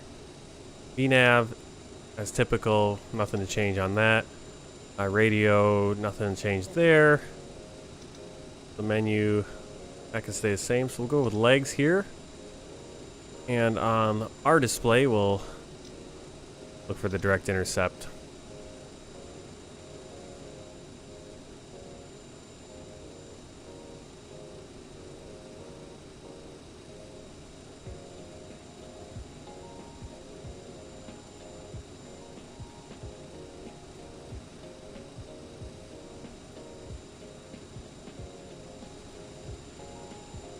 Alright, so let's do our originating checks, just air checks. Fire detection test is already complete.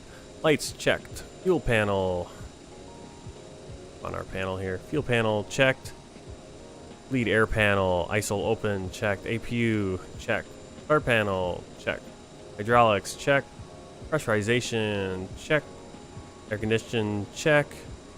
Ice detection test check. Got low for our windshields.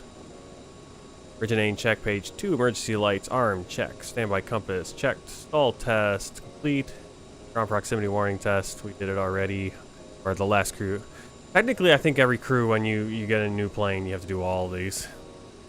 We're gonna kind of, yeah, we'll just, don't take too long. Nose wheel steering is off. Clocks set. FIS control panels checked.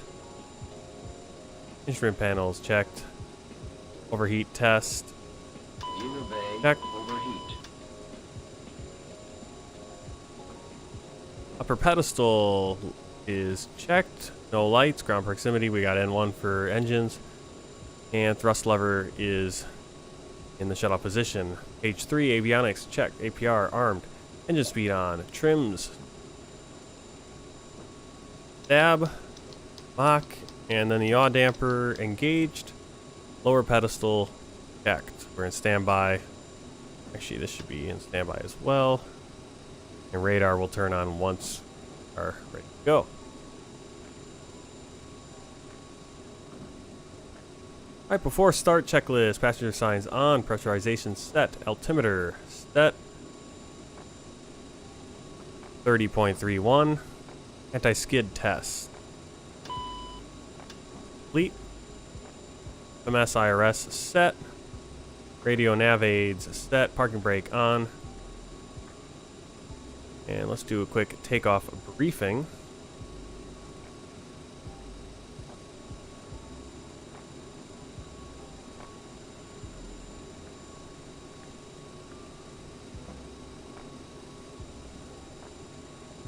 Alright, so we parked in Echo, but now we're down here in a Foxtrot. We're going to back out. Kind of do a little, much of a back out as we can get here. Not a lot of room, kind of stuffed in the corner. Going to come out to Alpha. Go to Alpha 13. Take Bravo. Possibly out to November. And then we're going to take November all the way over. Otherwise, we'll take Victor all the way over. They will give us Yankee if we're on Victor. Don't want to get confused. We almost got confused last time when we went to Fort Dodge and came out to runway 28 right instead. So we want to, if we're on Victor, we will get a little bit of Yankee right there, but it will be Victor all the way to runway 22 left, or November and then Victor to 22 left.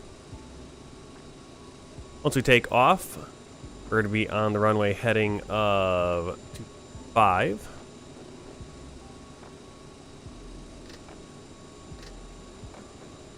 That's set.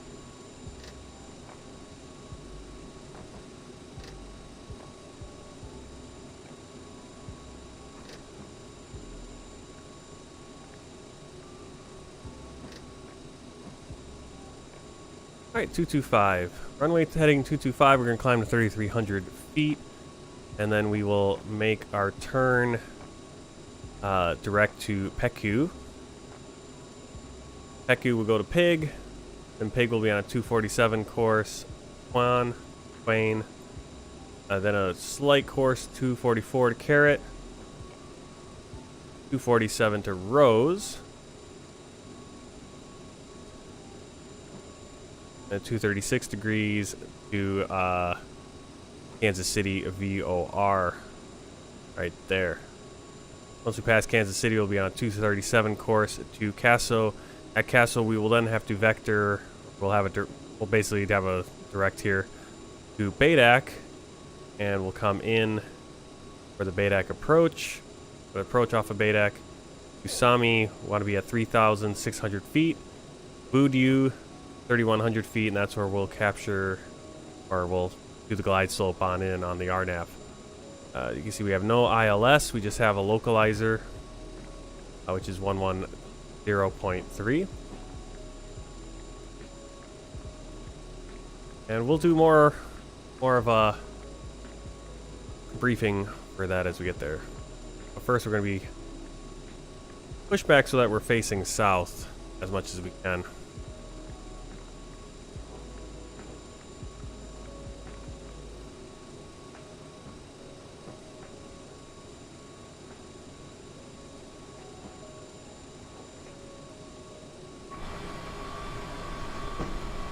Alright, they are just about done.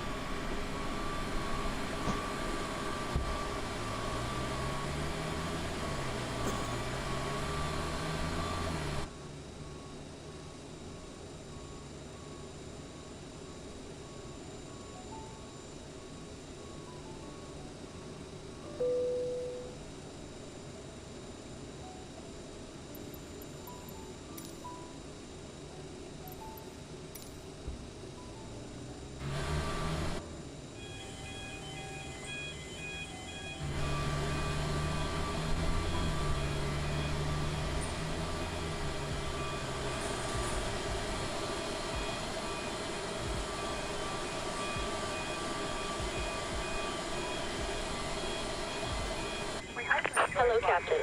We are ready for pushback. We would like to encourage all passengers to watch our cabin crew display the safety features of the aircraft.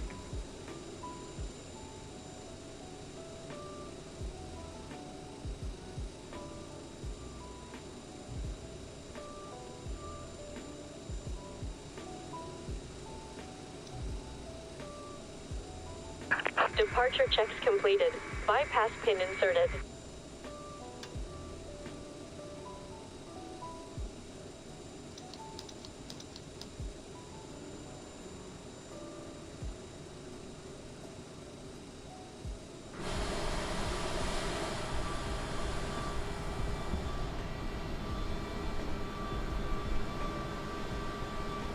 How I disconnected the power and it's Locking gear. now more so connected, it seems. It is removed.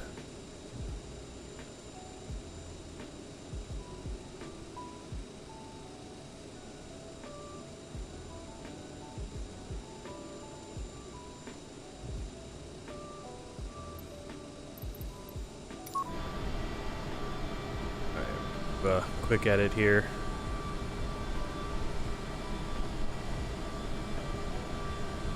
Bit of a complicated area to push back. I think that Cessna 208 is going to disappear no matter what we do.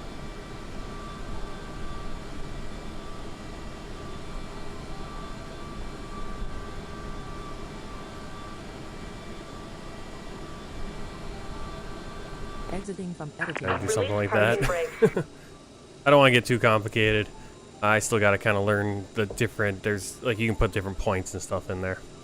Alright, parking brake release. Commencing push. All engines clear. Start at will. Okay, packs left and right off, and starting right engine.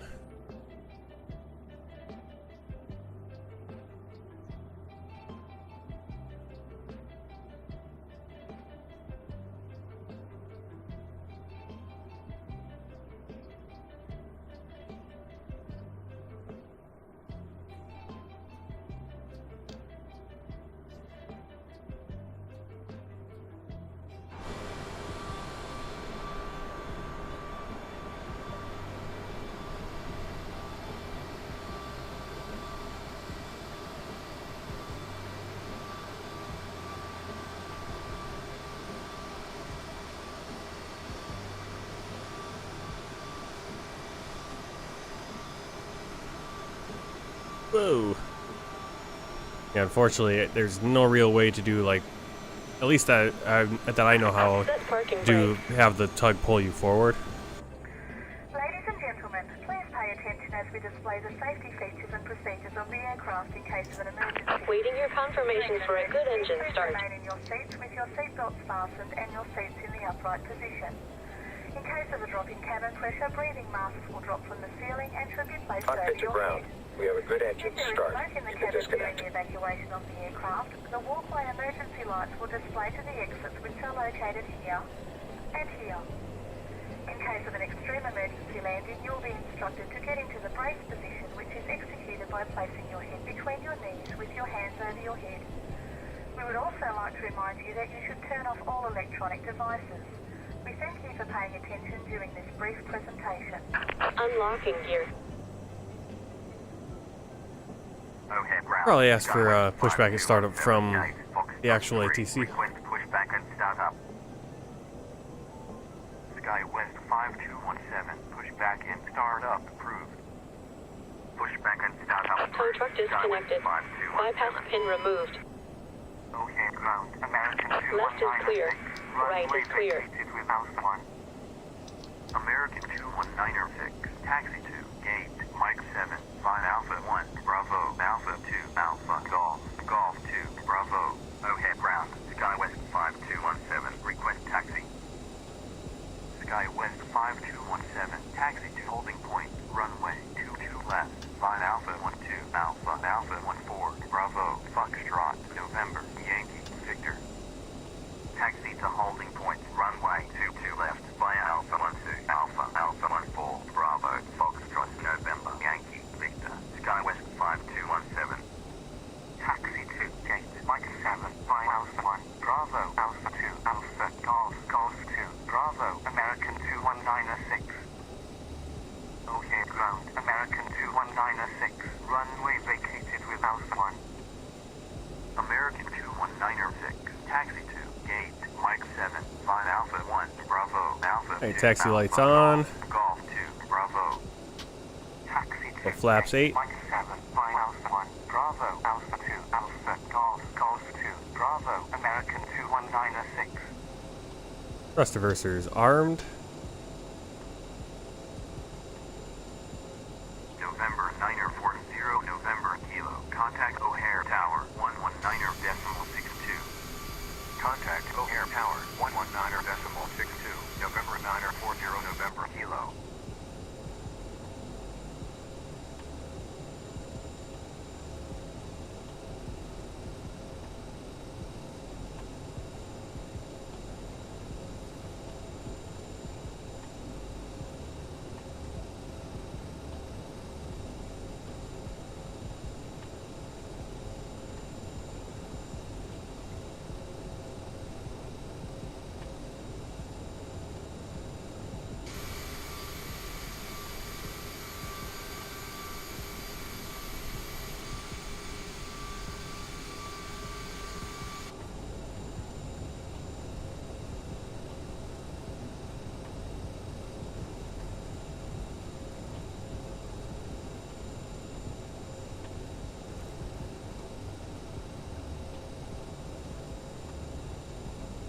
Alright, so we're gonna go Alpha to Alpha 14, which is next right.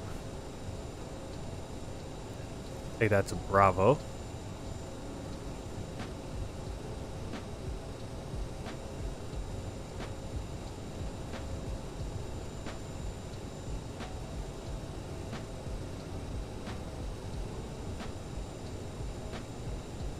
And according to ATC, Bravo to Foxtrot. Now, I don't see a Foxtrot on my chart.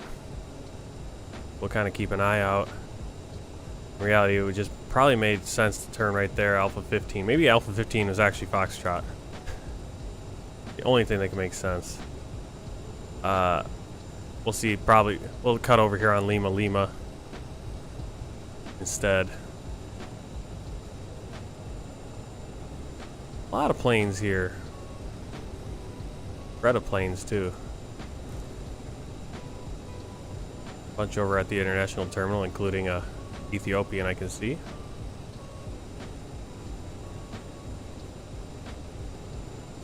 Yeah, it must have been Foxtrot, which is marked Alpha 15 on mine, but I guess it's Foxtrot at this airport for some reason. Now we're gonna come over to November. Well, this is Foxtrot right here, it's saying. Confused.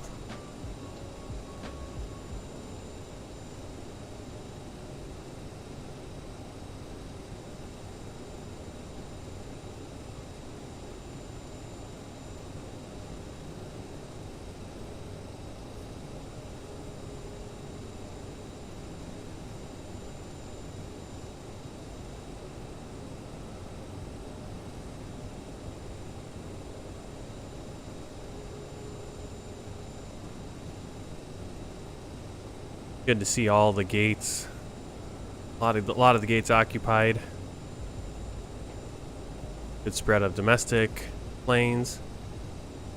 We have a Ethiopian. You guys can't see. I can just see it out of the corner.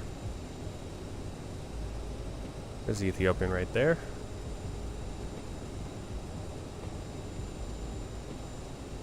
The next gate.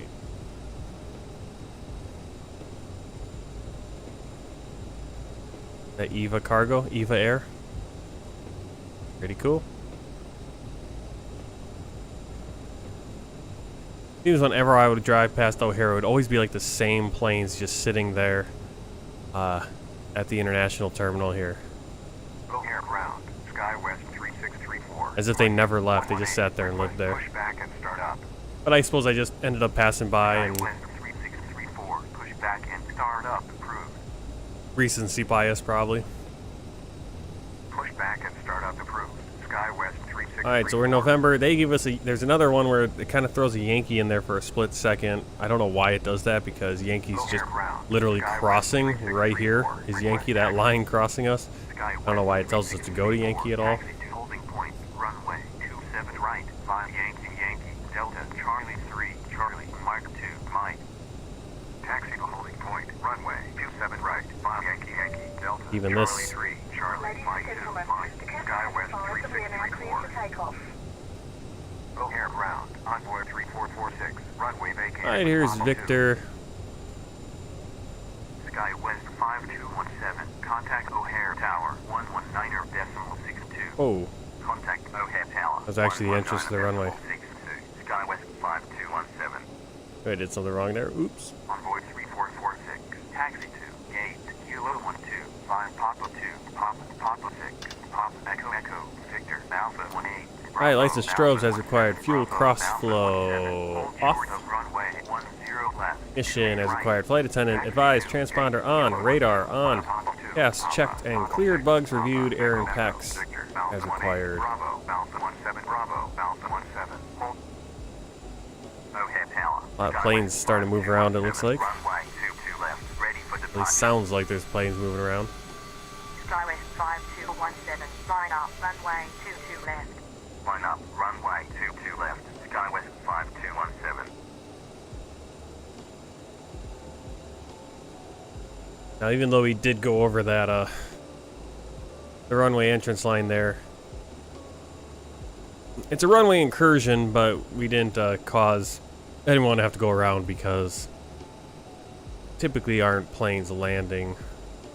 Like all the planes are probably still landing like we were, 28 or 27.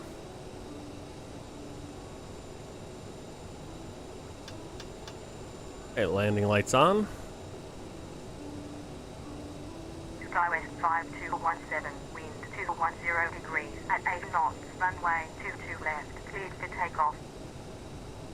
Runway 22 left. Cleared for takeoff. SkyWest 5217.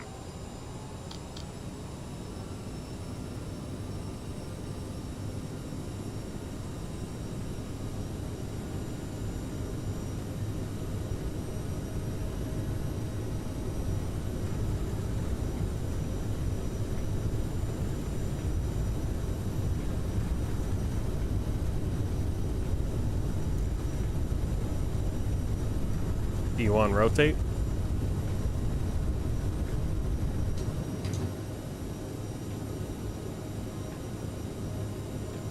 Positive rate, gear up.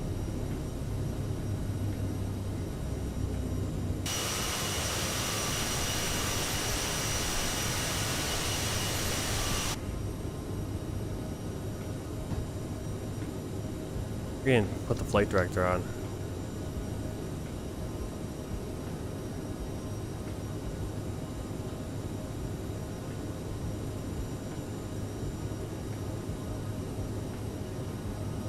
SkyWest 5217, contact Chicago, departure 119.35.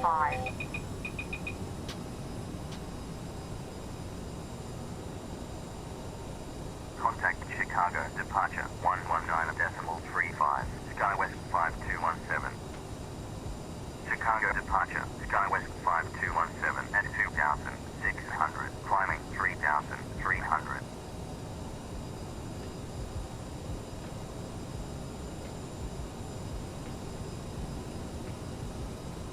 SkyWest 5217, radar contact, proceed direct P2, continue climb 11,000, altimeter 3029er. Proceed direct P2, continue climb 11,000, SkyWest 5217.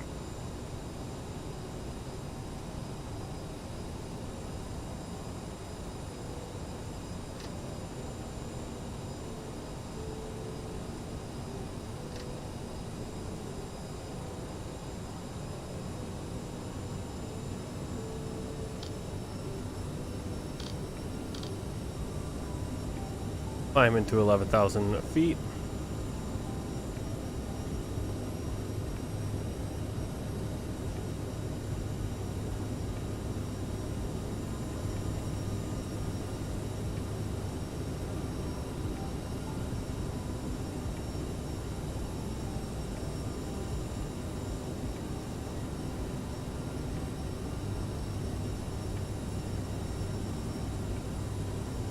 Okay, so we can actually see the other planes right there.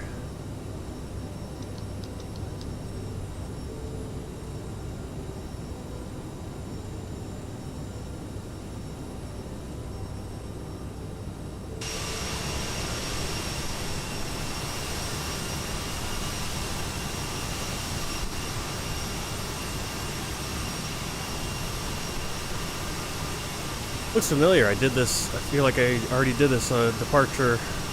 Blue Hota 22 left today. Oh yeah, I did. Quite a few flights today dealing with Chicago. But yeah, I think we're gonna be away from Chicago for a while. We're gonna be getting familiar with Houston and Texas, which will be fun. I haven't done a ton of flying around Texas besides flying into Dallas on the world tour, and needless to say, the experience in Dallas was a little lacking because we had a scenery issue that was causing some terrible frame rates.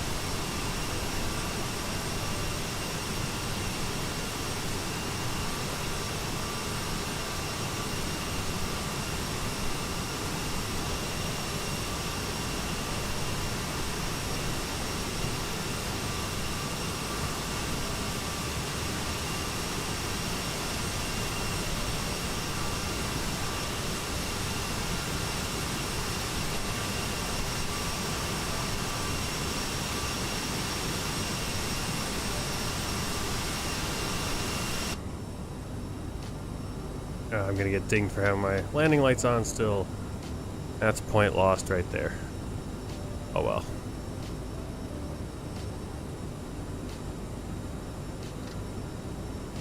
SkyWest 5217, climb and maintain flight level 200, contact Chicago, center 128.5. Climb and maintain flight level 200, contact Chicago, center 128.5, SkyWest 5217. Main radar contact, proceed direct style, continue climb, flight level 200. Chicago center, SkyWest 5217 at 11,300, climbing flight level 200.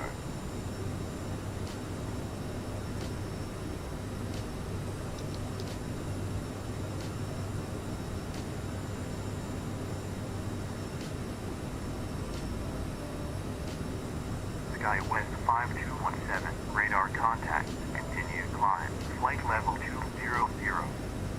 Continue climb. Flight level 200. SkyWest. Military seatbelt signs off. Thrust reversers off. Climb check. Landing gear up. Flaps up. Fuel cross-flow auto. APU and bleeds set. Lights and passenger signs.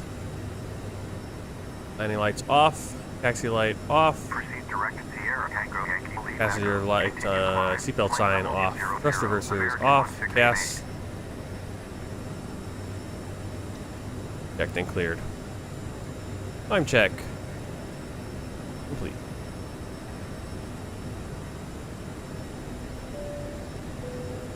Ladies and gentlemen, we are now serving sandwiches.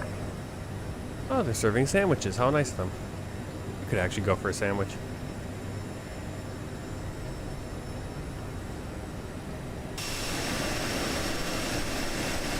Chicago Center, Southwest 2237 at 9,500, climbing flight level 10.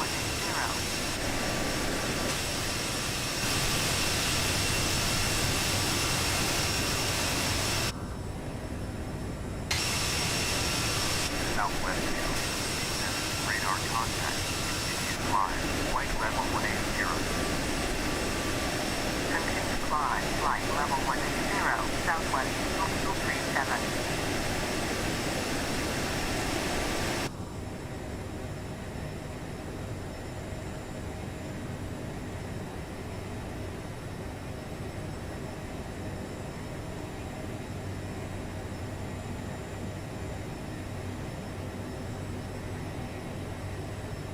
Standard pressure across the board.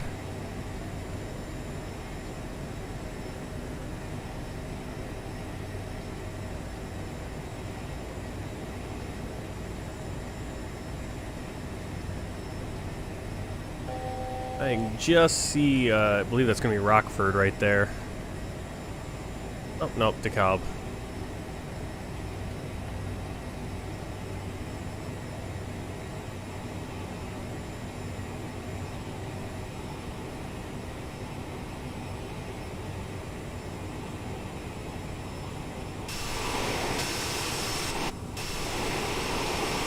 SkyWest 5217. That is DeKalb.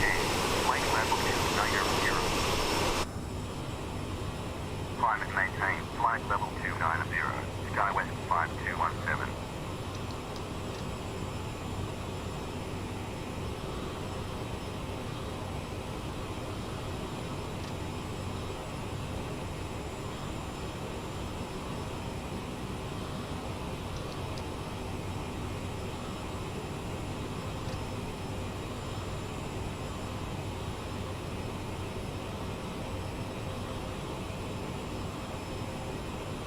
Alright, looking pretty good. I'm going to just set the pressure to 1340 for Kansas City.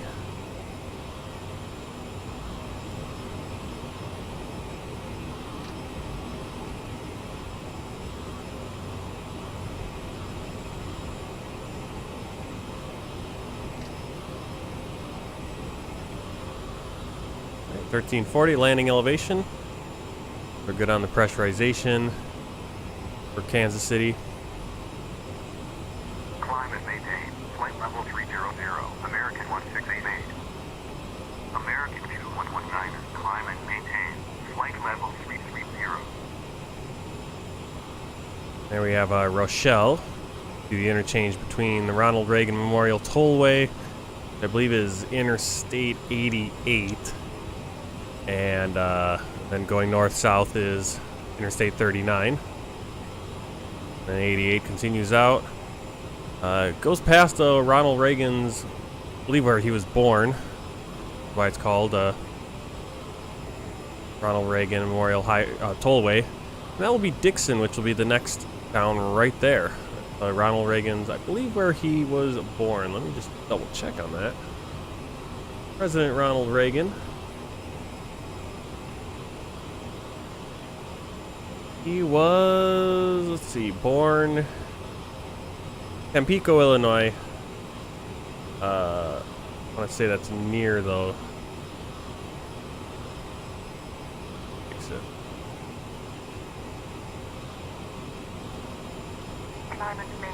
flight level 330, American View 119er.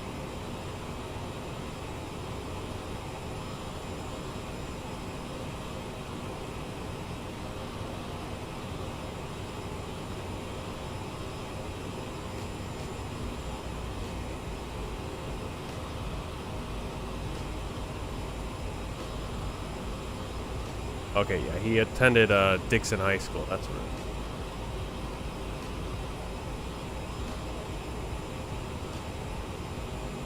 I'm gonna guess that Tampico is just outside, or is November 7 not that close. It's a little bit.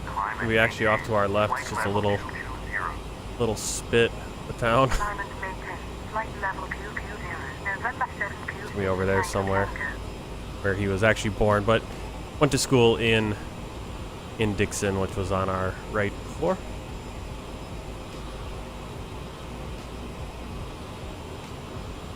Quickly make ourselves through Illinois. We're going to be coming up on the Mississippi pretty soon. Flight level 280. And despite this being a 2-hour flight, it's going to be, we're already down to about an hour remaining.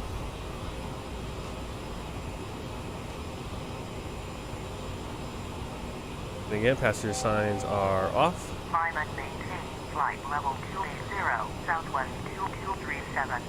Coming up on flight level 290.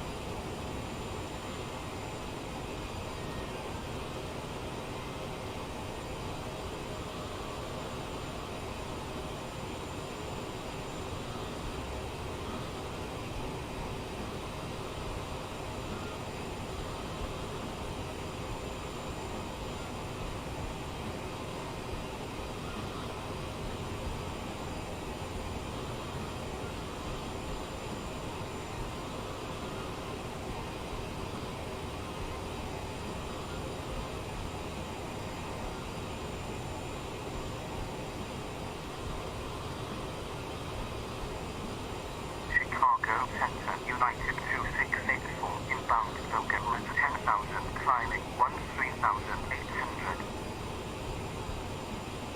United 2684, radar contact, continue climb 13,800, altimeter 3028. Continue climb 13,800, United 2684. Wisconsin 6173, radar contact. Proceed direct Oscar Sierra Hotel, climb and maintain. Flight level 280. SkyWest 5217, climb and maintain. Flight level 380. Climb and maintain. Flight level 380. SkyWest 5217. Proceed X Oscar Sierra Hotel. Climb and maintain. Flight level 280, Wisconsin 6173.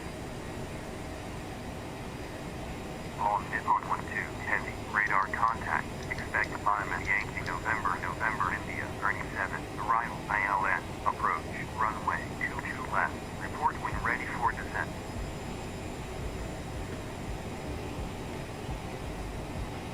Expect climb at Yankee November, India, 37, arrival, ILS, approach, runway, 22 left, report when ready for descent. All Nippon 12, heavy.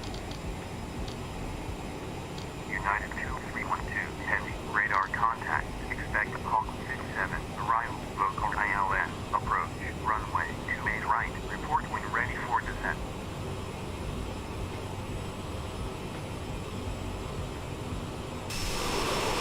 Expect Hawk 57, arrival, local ILS, approach, runway, 28 right, report when ready for descent. United 2312, heavy. SkyWest 5586, radar contact, expect lead contact 2, arrival ILS, approach, runway 19 right, report when ready for descent.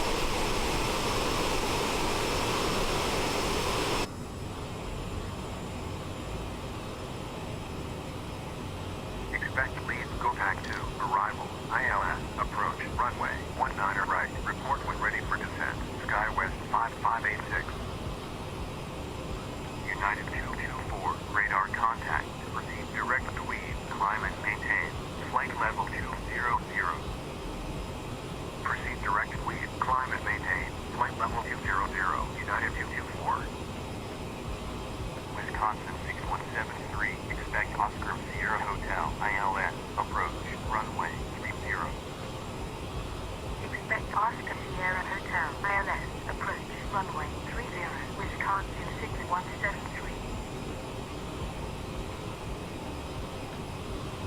Lipad 12 heavy, ready for descent.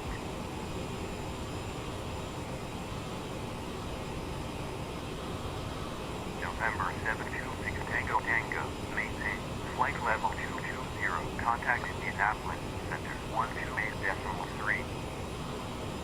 Maintain. Yeah, you got that right, Mika. Contact Indianapolis Pretty cool. I think this is what 128.3. we're looking at right here. November 726 So we got the one river.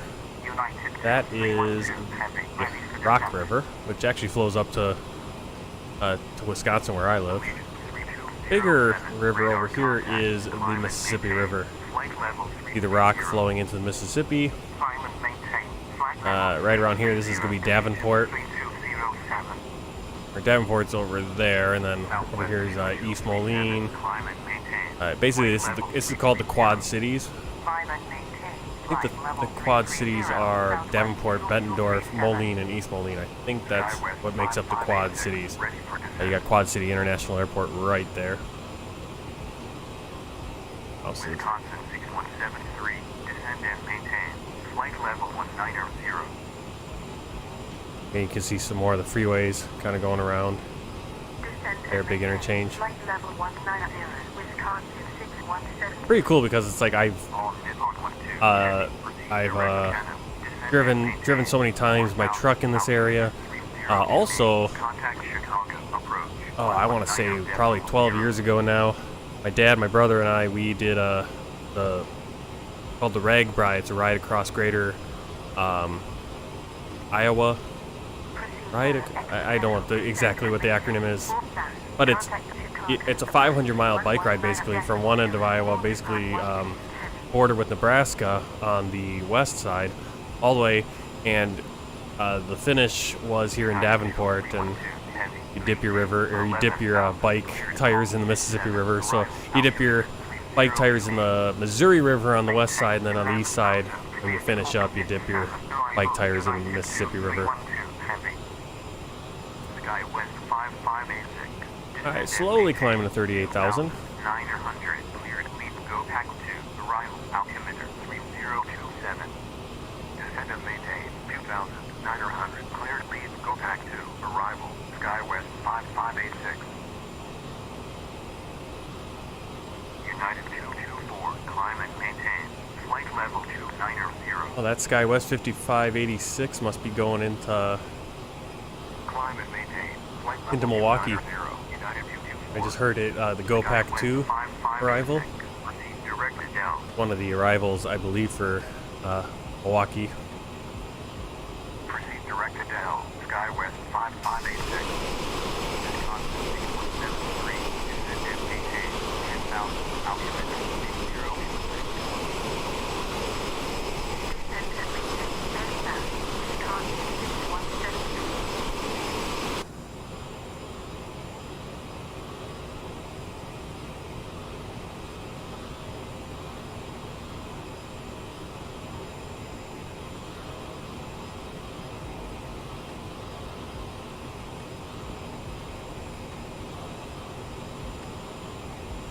Not too far out from Davenport on Interstate 80, probably just around there, is Wolcott, Iowa, where you have the Iowa 80, which is the biggest truck stop in the world. I believe there's 1,000 parking spots. It's like a trucking mall.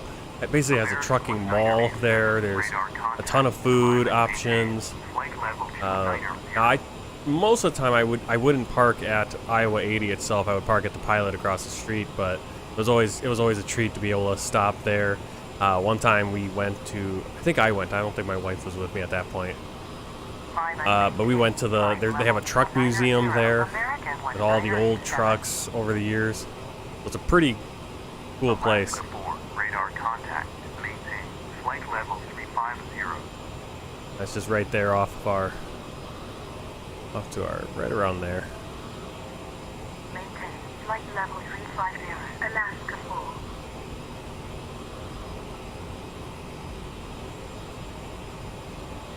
4. American 1987. Climb and maintain. Flight level 330. Well, I know this. I mean, the United States, especially right in here in the Midwest, it's like Flight level 330. I know it pretty well. American 1987.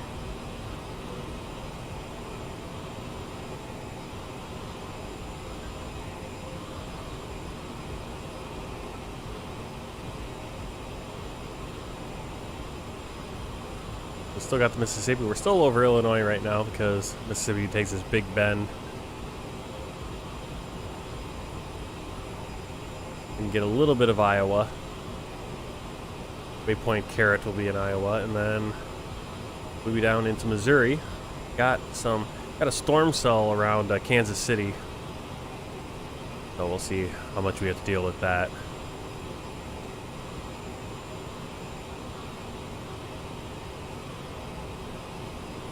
I didn't do a lot. I mean, I did a few times went out Kansas City, Omaha, you know, Missouri River area, but most of the time, kind of midway through Iowa.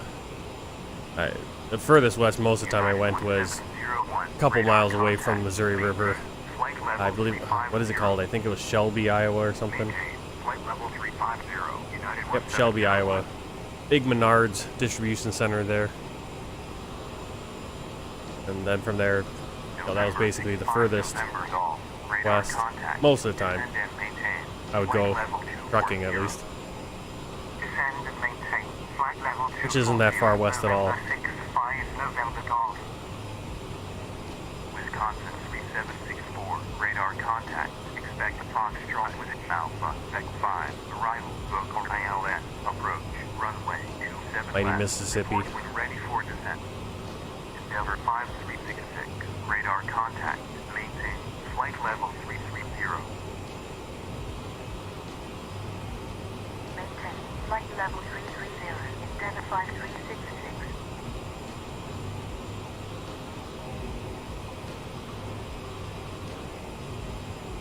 Friendly 442, radar contact. Proceed direct with India Kilo Oscar Kilo. Maintain. Flight level 220.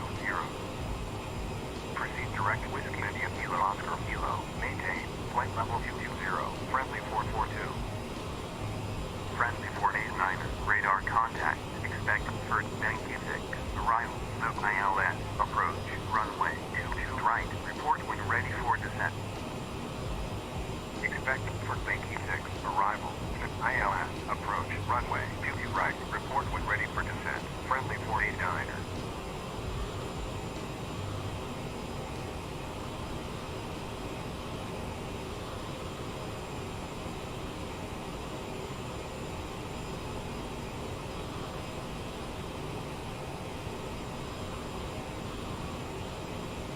Southwest 304, radar contact. Expect India Romeo Kilo, ND6. Arrival, Delta Pop Alpha, ILS. Approach, runway 13 center. Report when ready for descent.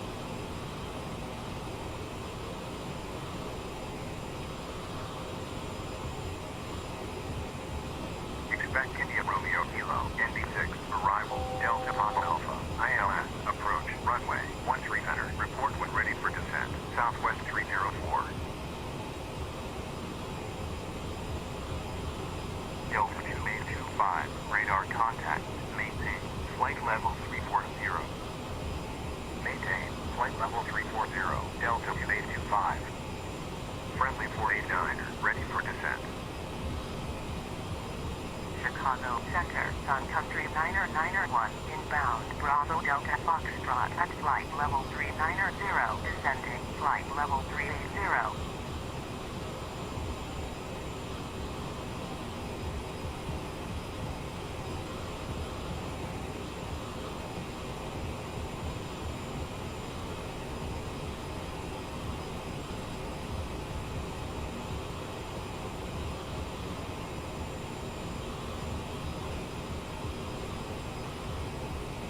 Air Canada 1040, radar contact. Descend and maintain. Flight level 320. Southwest 304, ready for descent. Descend and maintain. Flight level 320, Air Canada 1040. Delta 338, heavy, radar contact. Maintain. Flight level 370.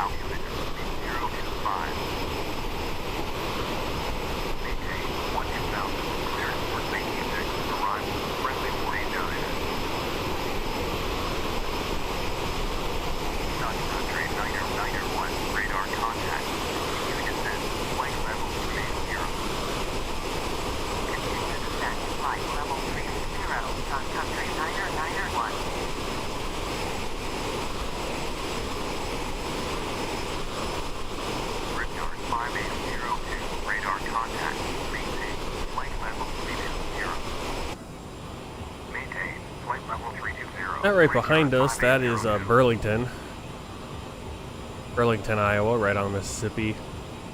Looks like we had Mount Pleasant on the other side. And then the kind of straight highway, not this one, but the one that was going north-south, that was the Avenue of Saints. Okay, this is Southwest 3222, radar contact, expect jump in music, arrival, Delta Papa Alpha ILS, approach, runway 13 center, report when ready for descent.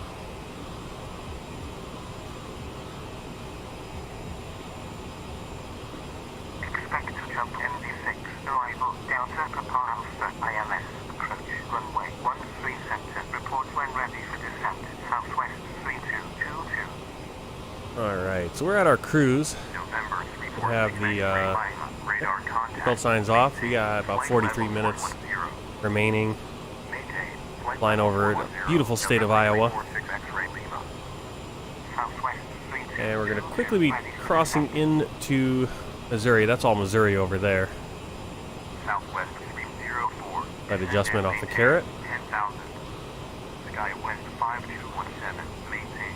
Flight level 380, contact Kansas City, center 127.8. St. Louis is going to be way down there. We can't really see it too far off. Contact Kansas City, The haze.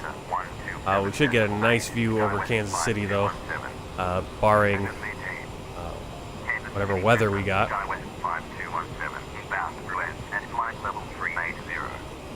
Actually, what I'm going to do, let's get a MEDAR for, pull it up on. Well, looking at it right now, we have for Kansas City International Airport, the MEDAR, it's VFR, 17.8 degrees Celsius, a 13-knot wind from 150 degrees, so they got a little bit of wind. Visibility, though, is 10 miles, ceiling, no ceiling. Scattered clouds at 20,000 feet, a few clouds at 4,000, a few clouds at 2,000. So we got a little bit of cloud cover, but at least according to the MEDAR that's an hour old out of Kansas City, it's saying it's clear. Now I'm seeing some radar action, and how accurate, which one's going to be the one that we get in the sim, remains to be seen. Alright, we got to kind of pull back on the throttle a little bit to stay at 0.74 Mach. Descend and maintain flight level 320. Contact Chicago Center 128.5 envoy 3404. November 5092 Sierra radar contact maintain flight level 260.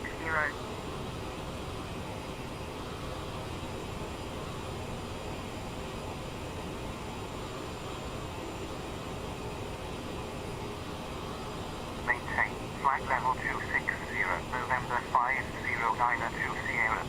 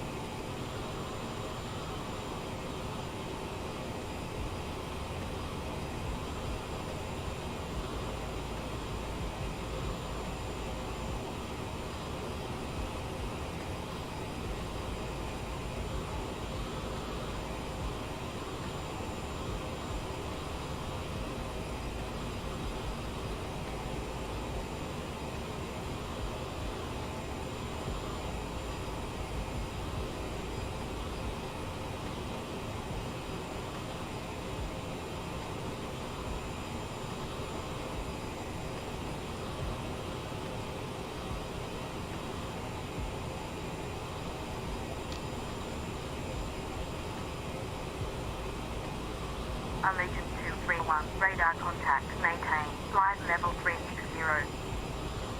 Maintain. Flight level 360. Allegiant 231.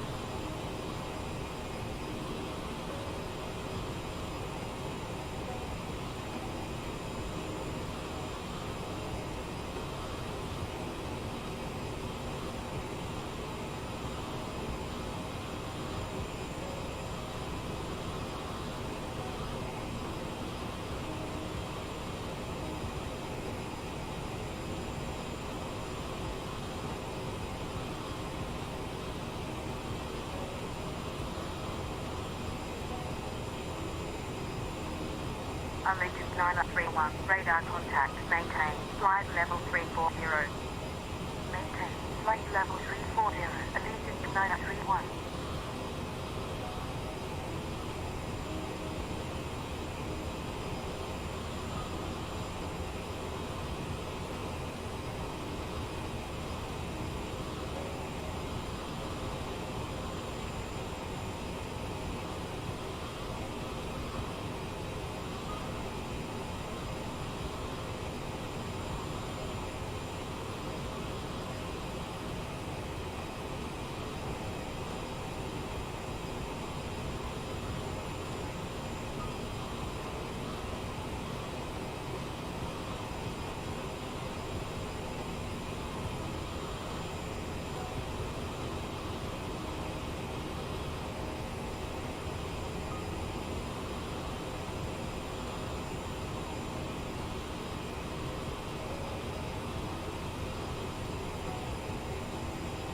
Brickyard 4583, radar contact, maintain, flight level 340. Maintain, flight level 340, Brickyard 4583.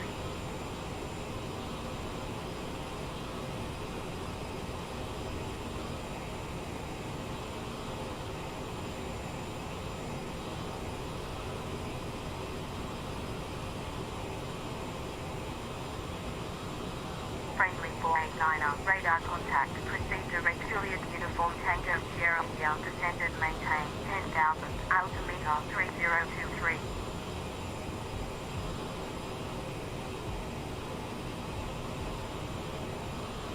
Proceed direct Juliet Uniform Tango Sierra India. Descend and maintain. 10,000. Friendly 489er.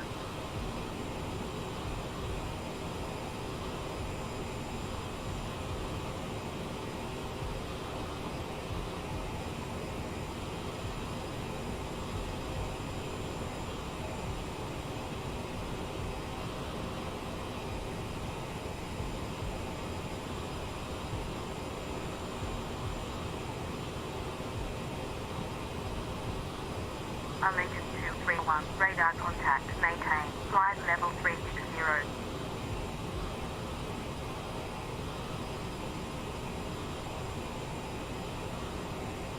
Maintain.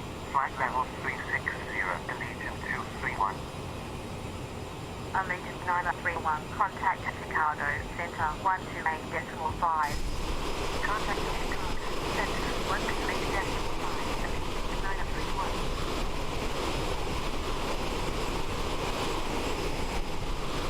Southwest 299er, radar contact, maintain, flight level 360.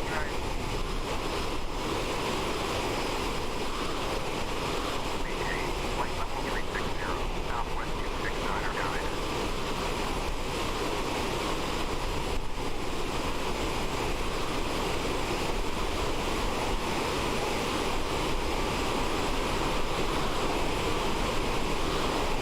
American 817, radar contact, maintain, flight level 340. flight level 340, American 817.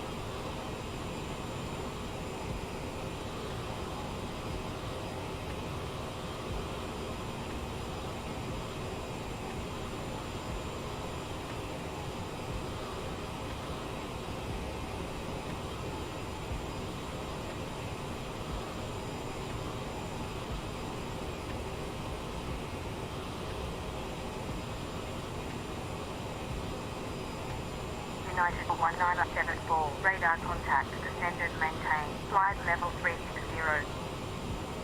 Descend and maintain. Flight level 360. United 1974.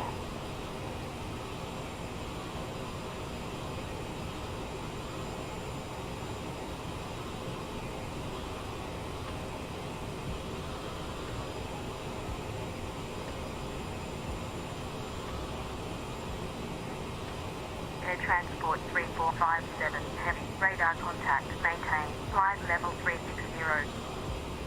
Maintain. Flight level 360. Air Transport 3457. Heavy. United 1974, descend and maintain, flight level 360. Descend and maintain. Flight level 360. United 1974.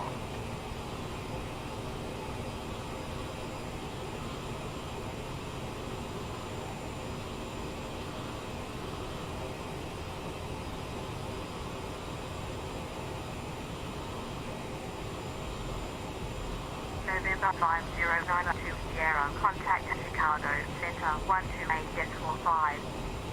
Contact Chicago Center 128.5. November 5092 Sierra.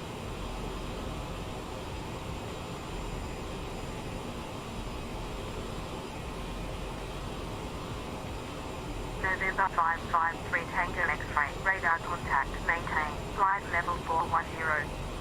Maintain. Flight level 410. November 553 Tango X-ray.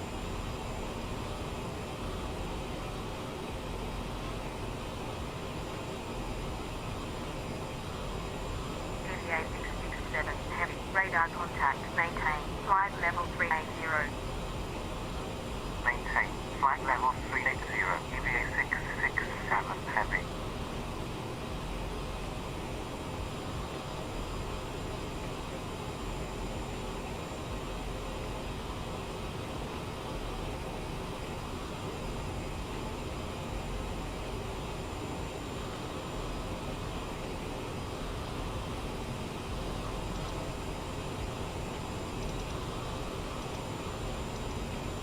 American 1287, radar contact, maintain, flight level 330.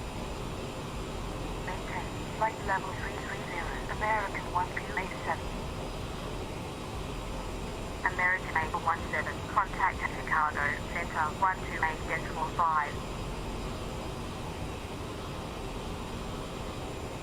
Contact Chicago, Center 128.5, American 817. Friendly 489er, climb and maintain, flight level 190. Climb and maintain. Flight level 190. Friendly 489er.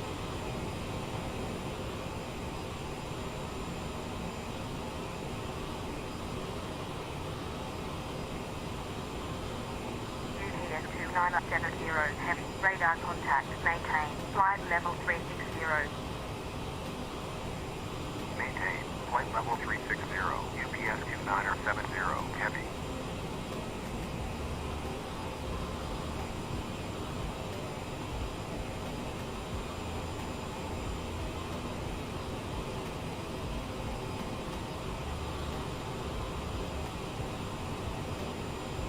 November 586, Foxtrot Delta, radar contact, maintain, 16,000, altimeter 3021.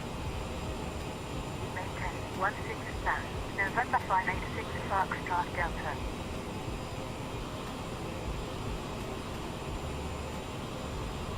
Delta 2914, radar contact, climb and maintain, flight level 280. Climb and maintain, flight level 280, Delta 2914.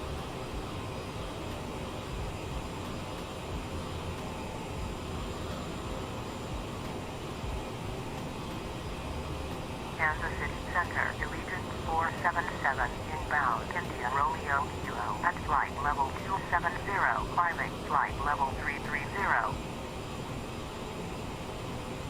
Allegiant 477, radar contact, continue climb, flight level 330.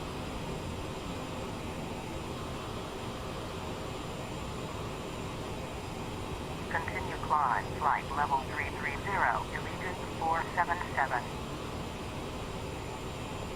Allegiant 231, contact Chicago, Center 128.5. Contact Chicago Center 128.5, Allegiant 231.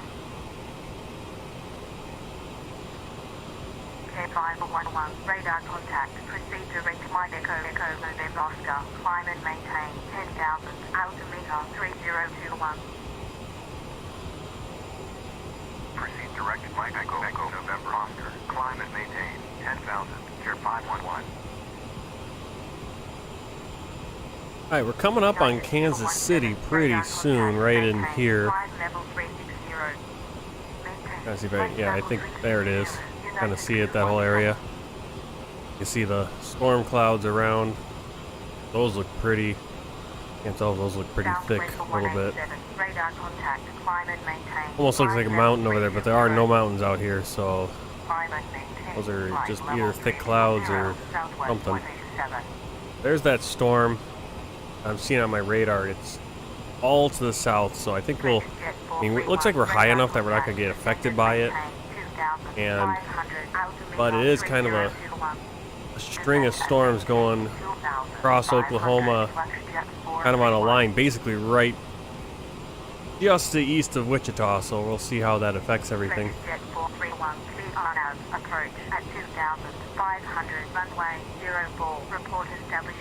Put you on there, and you should get a good view of Kansas City as we go over. And once we get over Kansas City, I'm going to step away for just a second right now, and then I'll be back, and hopefully I'll get a good view of Kansas City with you guys. Established on final track.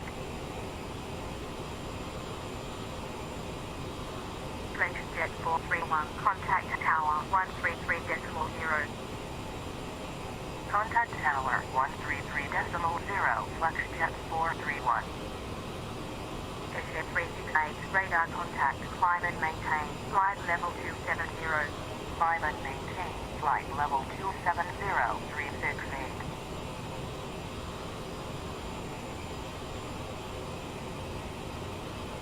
Kansas City Center, American 1619, inbound, Sierra Alpha Golf Sierra at 8,400, climbing, flight level 180.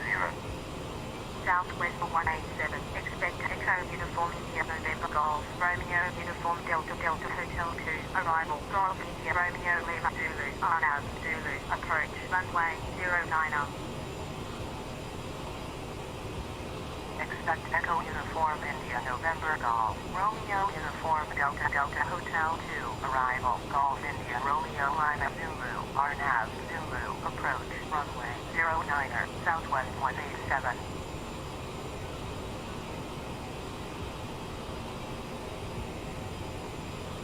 American 1619, radar contact, continue climb, flight level 180. Continue climb, flight level 180, American 1619. SF368, climb and maintain, flight level 320. Climb and maintain, flight level 320, airshare 368.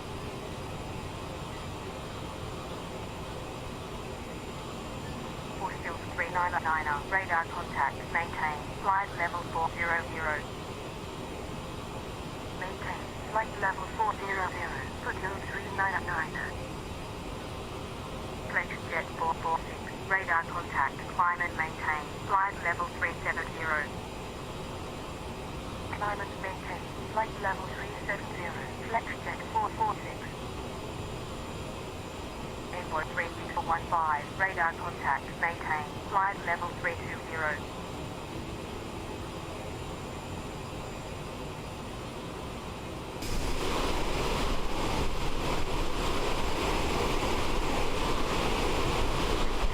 Flight level 320, runway 36.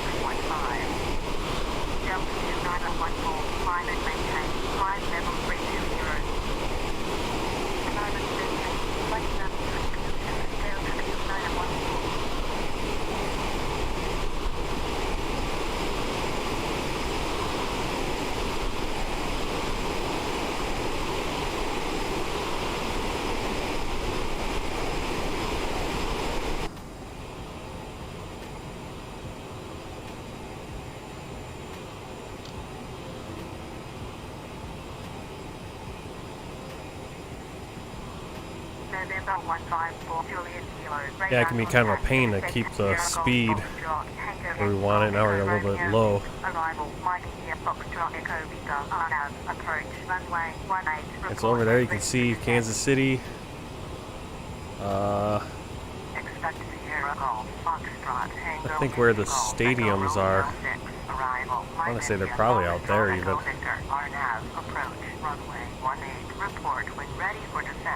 Stadiums for both the Kansas City Chiefs, Super Bowl winners, and then the Kansas City Royals, who are recent World Series winners the last decade or so.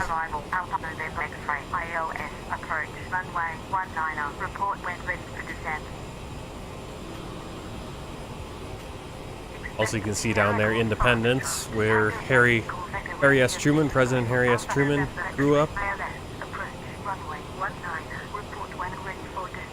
Out there in Independence, Missouri. Now you can see the one river going through here, and then there's the Missouri River. It actually just becomes a straight line, but the border between Missouri and Kansas. I don't know, can't really see the airport here.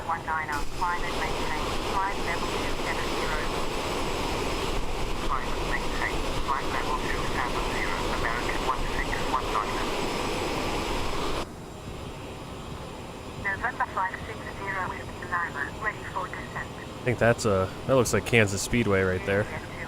Yep. Kansas Speedway, now that's actually, I think, in Kansas, it looks like.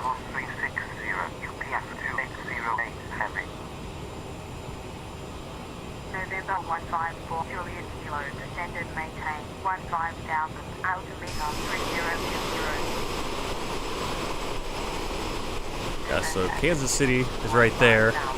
You then have the border, follows Missouri River here.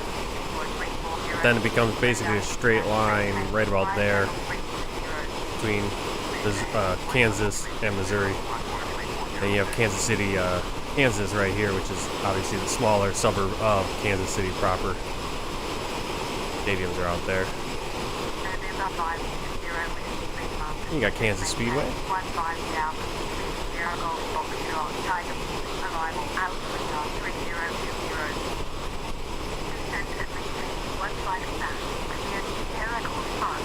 Beautiful.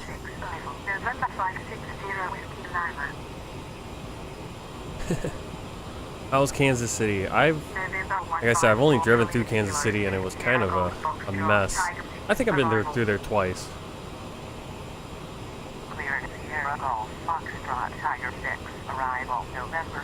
It was kind of a mess the one time I went through, because they were doing a bunch of construction on the freeway.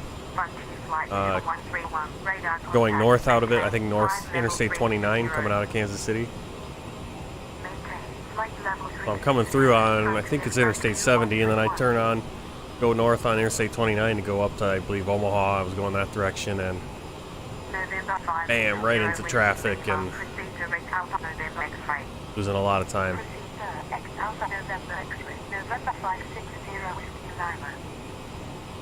Well, they got some. Yeah, there's the storm right there. For the rain and the.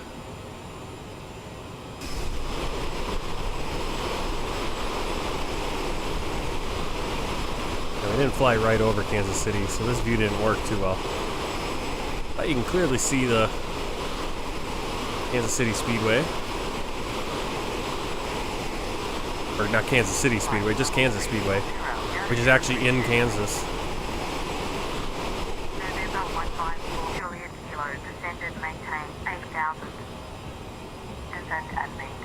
It was kind of funny during the most recent Super Bowl, which was played back in February, the National Football League, NFL. Kansas City Chiefs against the Philadelphia Eagles. And I believe it was a Kansas City Chiefs player was asked, he either said or he was asked like where Kansas City is, like what state is Kansas City in, and I think he said Kansas, which is technically correct, but they were asking him like where Kansas City, where his team is, where, and the stadium's clearly in Missouri, It's further east than the city of Kansas City itself. So, so people kind of dragged him for that. But it's like, he wasn't wrong, technically. There is a Kansas City, Kansas, right across the river. 2 Kansas Cities in the United States, and they're just the river divides them and the state line. And so you have Kansas City, Missouri, which is the bigger city. And then you have Kansas City, Kansas. Proceed directly south, November 154 Juliet Kilo. Got a plane down there. Just lost him. Came on the TCAS. Oh. November 560 Whiskey Lima. Oh! And then he did a crazy, that always kind of annoys me how it's got a good thing going. I follow the NFL the closest. I watch the Packers. I try to watch the Green Bay Packers every week. Typically I can't with my job now because I work every other weekend for the most part. So most NFL football games are on Sunday or Monday night, occasionally a Thursday night, right? But most of the games are on Sunday afternoon, Sunday, possibly Sunday evening. If it's a Sunday evening game, and the Packers are playing, then I'm able to watch it if I had work that day. Hopefully I don't have work the next day, because it's a late night then, but that's the one, and it's easier to watch every game in the NFL because there's only 17 in a season, but I can only watch about half of them, probably.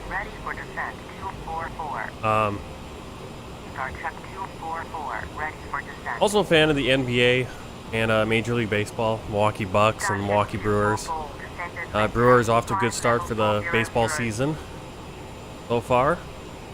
Bucks have the best record, best regular season record this year for the NBA, and I believe the playoffs are starting pretty soon. They're the #1 seed and kind of the favorite to win it, which is crazy because for so long it was like, the Milwaukee Bucks and the Brewers are both kind of the, especially the Bucks because, basketball during the winter. I mean, baseball, the Brewers, it's baseball, so even when the Brewers were bad. But the Bucks, they won the championship just 2 years ago. That was huge. They've been since 1971, I think, was the last time they won.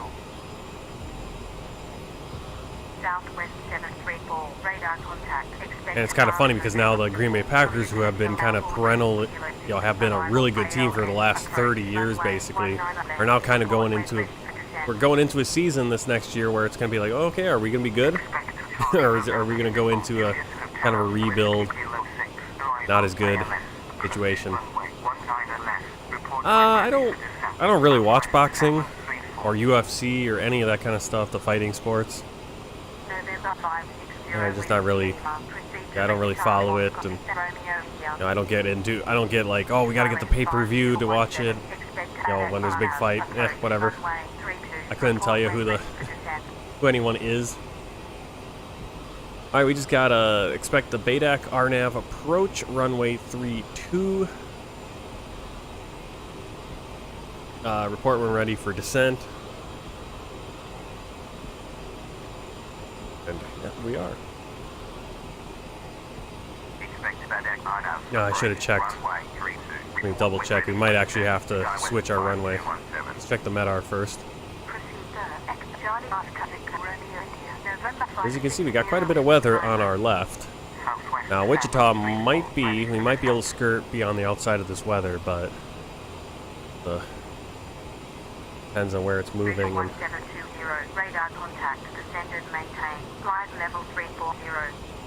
we are ready for descent. Ready for descent. Descent and maintain. Flight level 340. Rouge 1720. Rouge. That's Canadian. I was saying we got 13 minutes left. We're about 100 miles to go, 100 nautical miles to go. But even a 2-hour flight doesn't seem that long. I don't think it's... We're only about an hour into this flight, really. I keep forgetting to hit my chronometer so I can keep track of the time of the plane. Got to make that part of my flow. So Mika, what sports do you like?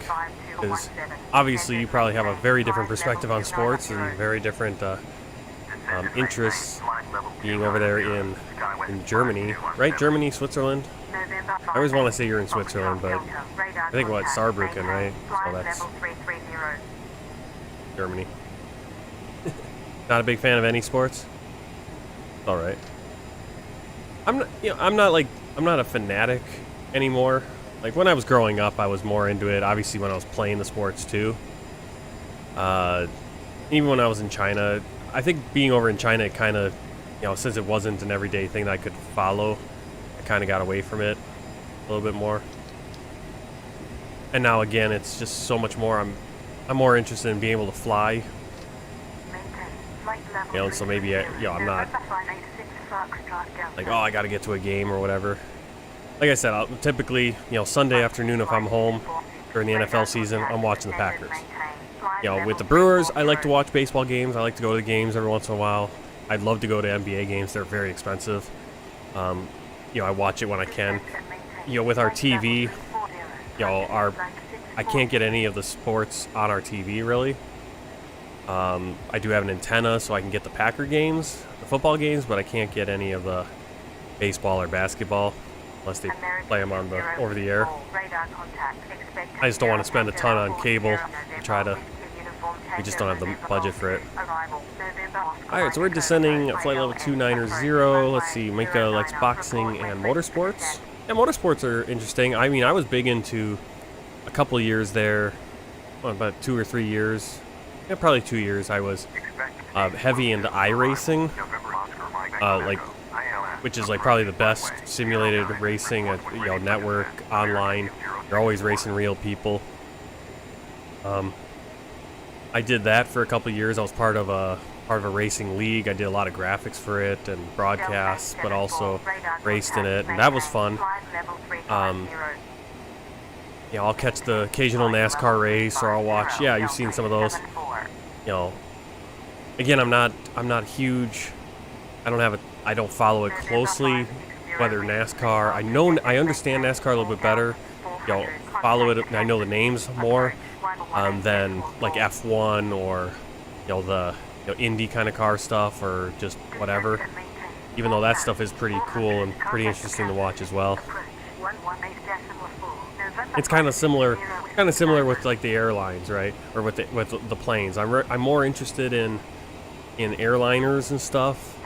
And then like with racing, it's like, okay, I'm more tied in with NASCAR, even though I don't really follow it, versus probably cooler stuff in F1 and all the other cool different kind of cars.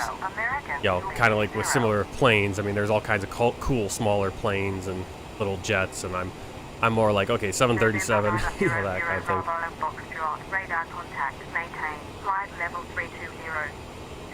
Alright, so we're descending 2,400 per minute.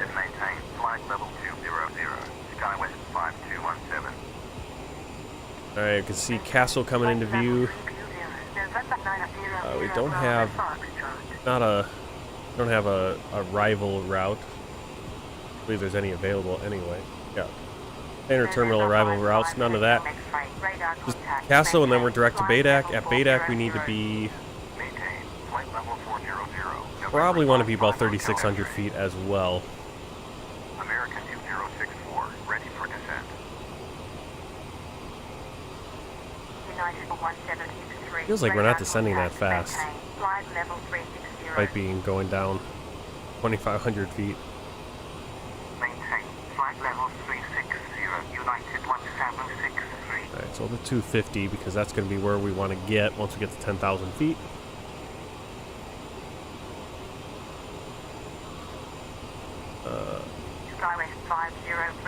Alright, minimum.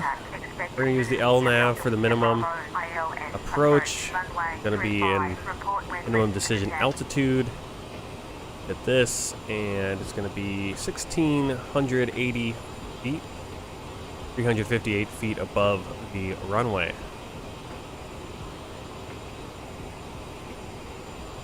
Or above the threshold. Expect Zulu Delta India Bravo, ILS, approach, runway 35, report when ready for descent, SkyWest 1,680. on that. We don't need a decision height. I think I can. There we go. Get rid of that. Josephine just took off to Bergen? Real life? Yeah, real life. That's got to be real life because that's where you're going to. Now, where are you going to be based, Josephine, for Norse? Is your base? Oh no, Bergen's in your sim. That's right. You're flying Paris to Bergen, right? Bergen. But to your real life job, you're gonna be with Norse. Where are you based? Like, where's your home base? 'Cause I know you live in Nebraska, right? Wyoming. So, like, where's your home base? Where do you got to get to report to work for your trips? Southwest 5023, radar contact, descend and maintain. Flight You're level based in Oslo. 340. So you're one of those. So you're a great example of someone. Are you gonna like move to Oslo, or are you gonna still live in Wyoming? American 2064, descend and maintain. 'Cause 12 down. That's one big thing in the airline industry, you know, in the flying industry is, you know, you're based in a certain place. You are not required to live there. You just have to get to work. And one of the benefits of, you know, usually working for an airline is you do get, you know, free standby flights, and so you can commute. It's going to take you a lot of time, especially if you have to commute all the way to Oslo every time. You kind of lose those. You lose your days off basically commuting. I know one YouTube channel I watch. He's based in New Jersey, but he lives in Minneapolis. Awesome. That's gonna be an experience right there.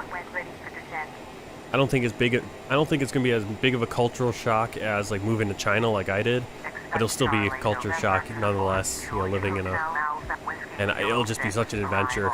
That's gonna be really fun. Keep us updated on that. It'll be really cool. Report when ready for descent. Southwest 734. SkyWest 5036. Turn left to heading 143.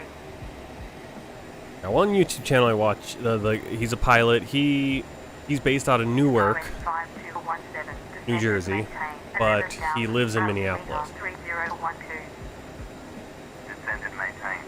But he's like, that's not too uncommon. But he's like, that's not really that too uncommon. And one of my coworkers, this guy, he's like one of my fellow pilots. He lives in Rome and is based in Newark. So he commutes from Rome. I'm like, there you go. I mean, if you can swing it, why not, right?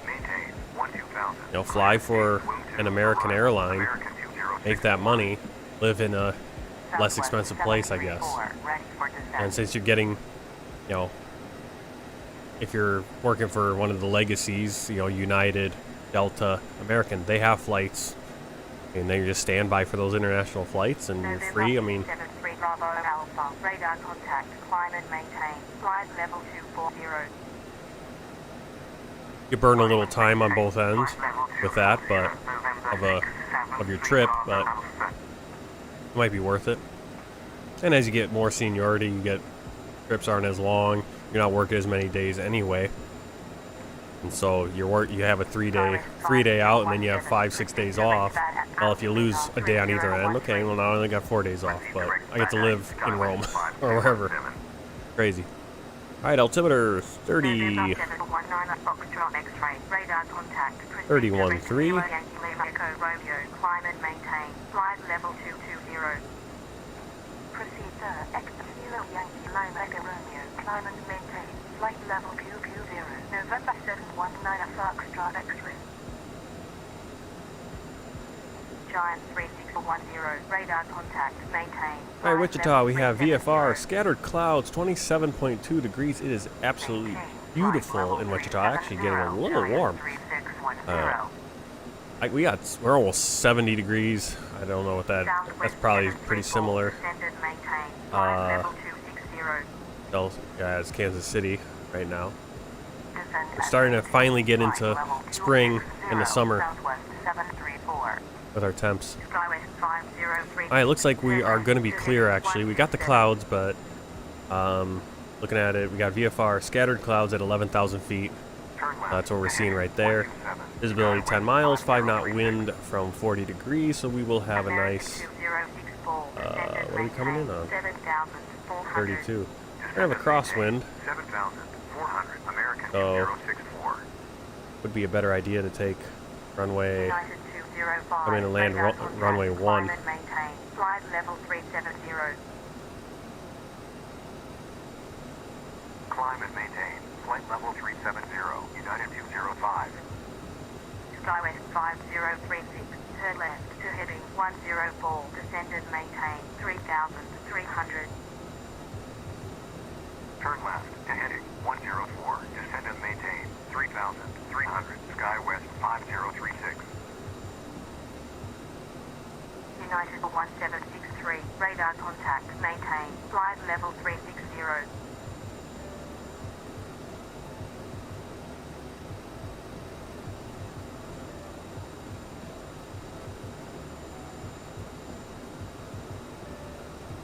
Alright, well we got the runway we got. Should have checked that a little earlier, of course. Maintain, flight level Because 360. it would make a lot more sense to come in runway 1. American 2064, proceed direct But- only.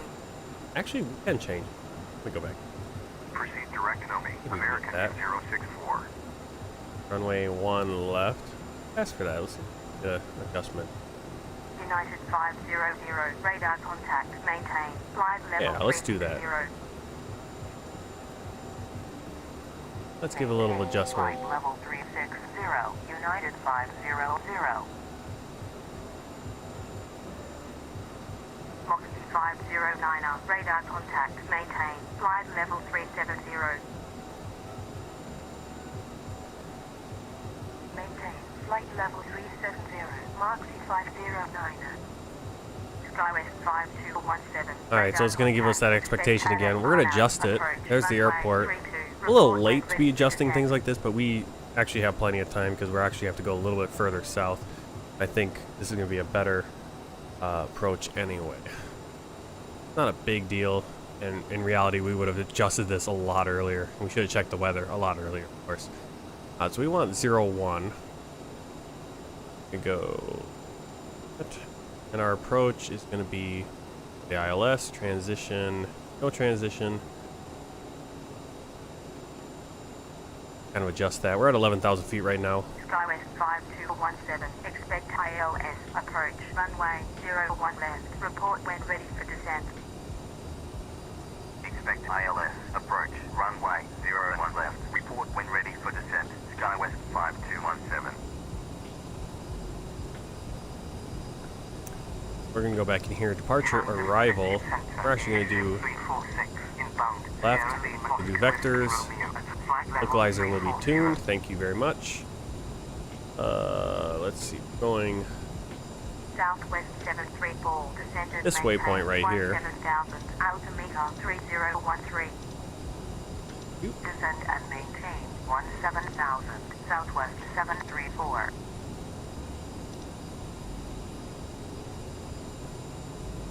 That's not the right localizer. 5036, turn left to heading 0907. Turn left to heading 0907. SkyWest 5036. I thought that was the airport, but that is Ready for descent. actually American 2064. Connell contact Air- Kansas City, approach 118. at Connell Air Force Base. SkyWest And the airport is going to be right over it. Proceed direct Charlie Foxtrot Bravo I see it. Tango Foxtrot, descend and maintain 5,000, altimeter 3013. Proceed direct Charlie Foxtrot Bravo Tango Foxtrot. Descend and maintain 5000. SkyWest 5217.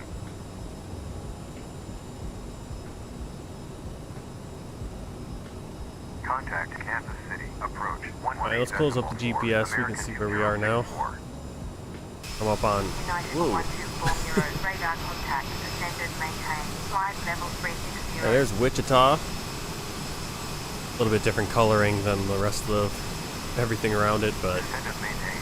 Flight level still looks 360. beautiful. United 1240. Wish the color matched, but SF 346, radar contact, we're not perfect yet. maintain, flight level 340, contact Minneapolis, center 124. okay, localizer will supposedly be tuned. It isn't getting. Oh, there it is. 109. Contact Minneapolis. Point. Center 124. 1 India Tango Whiskey India. We're at 16 degrees is gonna be our final course. American 338, radar I'm gonna put in contact, maintain, the flight level 330. localizer as Flight level well. 330, American Backup 338. localizer, basically. I feel like I already had that in already. Had both navs. Okay. We want to check minimums here. So our minimum, we're gonna get to Cheeto. That's where we're gonna capture the glide slope. It's gonna be 3,000 feet. Probably got dinged again for our landing lights. A little late. Also got dinged for our seatbelt signs on descent. We're getting a few things, but kind of got a little distracted. Not a big deal.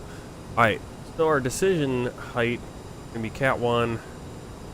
And we're going to do 1500. Well, we're going to turn this one off now. So decision height, and it's going to be 200.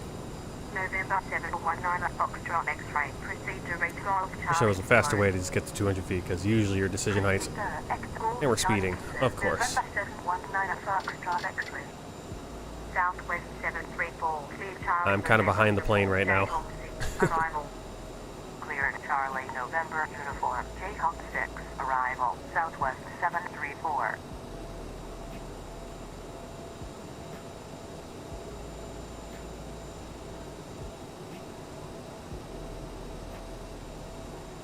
Alright.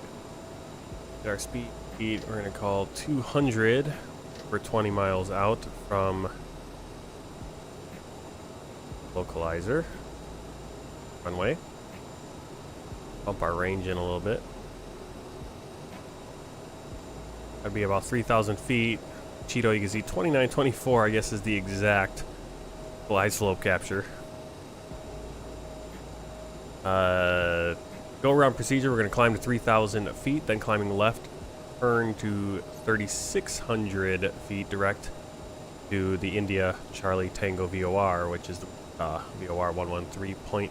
SkyWest 5217. Descended, And hold. maintain 3,000. Contact Wichita. Approach 125.5. 3,000? Descend and maintain 3,000. Contact Wichita. Approach 125.5. SkyWest 5217.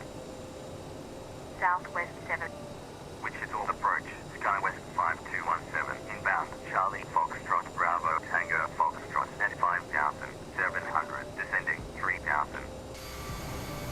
SkyWest 5217. Radar contact. Continue descent 3,000. Altimeter 3013. Continue descent 3,000. SkyWest 5217. Josephine's moving to Larvik, 1 hour and 32 minutes south of Oslo. So see, you're still going to have a little bit of a commute. But obviously not a 12, 13, 14, 15, even longer whole day commute, probably. Going from Cheyenne to Denver to LA or San Francisco or whatever, and then to Oslo. Yeah, that's basically, you know, if I, you know, fingers crossed, if I do the pilot thing and, you know, get with, you know, if I get with SkyWest, which I'm simulating right now, and then get with, you know, some of them like, well, then almost all the major airlines have hubs, bases in Chicago, which is about an hour and a half away from where I live, so. And of course, if have to move, then have to move, and hopefully it's somewhere nice. Typically the places that are nice are where all the pilots want to be, and so you're going to have to get seniority to go there. So I'm totally fine with being based in Chicago, if that's what's required of me. Turn right, the heading 009, SkyWest 5217. Alright. Hopefully we don't get this all screwed up. Looks like we're doing good. Turn right, the heading 016. And down to 160 for our speed. SkyWest 5217. Turn right to heading 023. Turn right, the heading 023, SkyWest 5217. SkyWest 5217. Turn right to heading 029er. Turn right, the heading 029er, SkyWest 5217. Getting our flaps to 20 degrees. SkyWest 5217. Cleared ILS. Approach. Yeah, we are way runway 01 off to the left right now. Established on localizer. Cleared ILS, approach at 2,900, runway 01 left, report established on localizer, SkyWest 5217.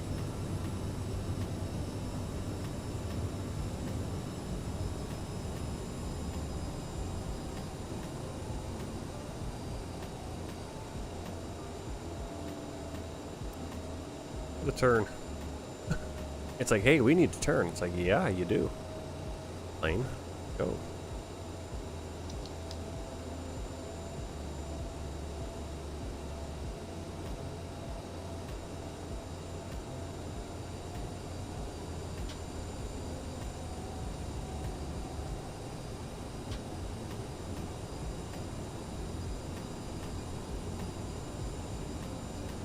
You can see it captured the glide slope, or it's now it's just waiting for the localizer, I think.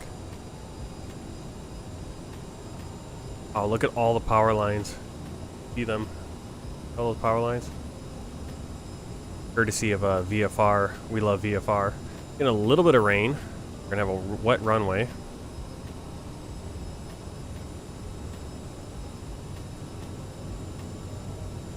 Our full flaps. Landing gear down. Establish on localizer. Taxi lights as soon as we have clearance. SkyWest 5217, established on localizer. SkyWest 5217, contact Wichita Tower 118.2. Contact Wichita Tower 118.2. SkyWest 5217. Wichita Tower, SkyWest 5217, on final, 01 left. SkyWest 5217, wind, 0 degrees, at 7 knots, clear to land, 01 left. Cleared to land, 01 left, SkyWest 5217. Jet edge 300, wind, 280 degrees, at 7 knots, runway 19 left, cleared for takeoff. 500. 19 left, clear for takeoff. Runway 19 left. So they're going the wrong way on their takeoffs. 00. Minimums. Continue. 300. Whoa. Started dropping here.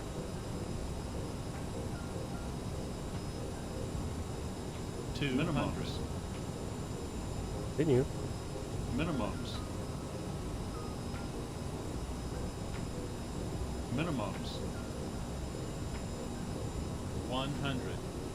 Minimums. 50. 40.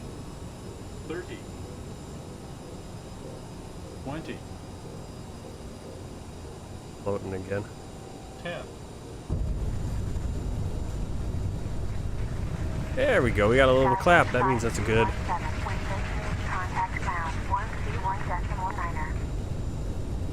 When vacated, contact ground 121.9. SkyWest 5217.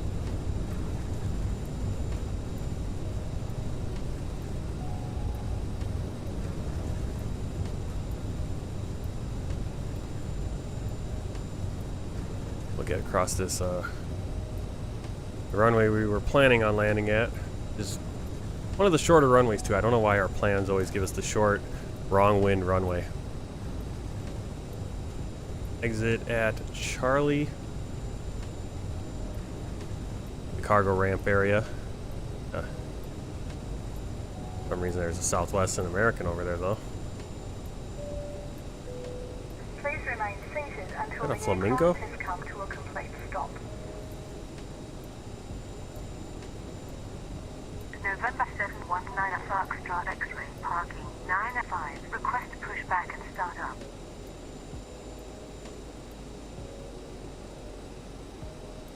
Wichita ground, SkyWest 5217. Runway vacated with Foxtrot.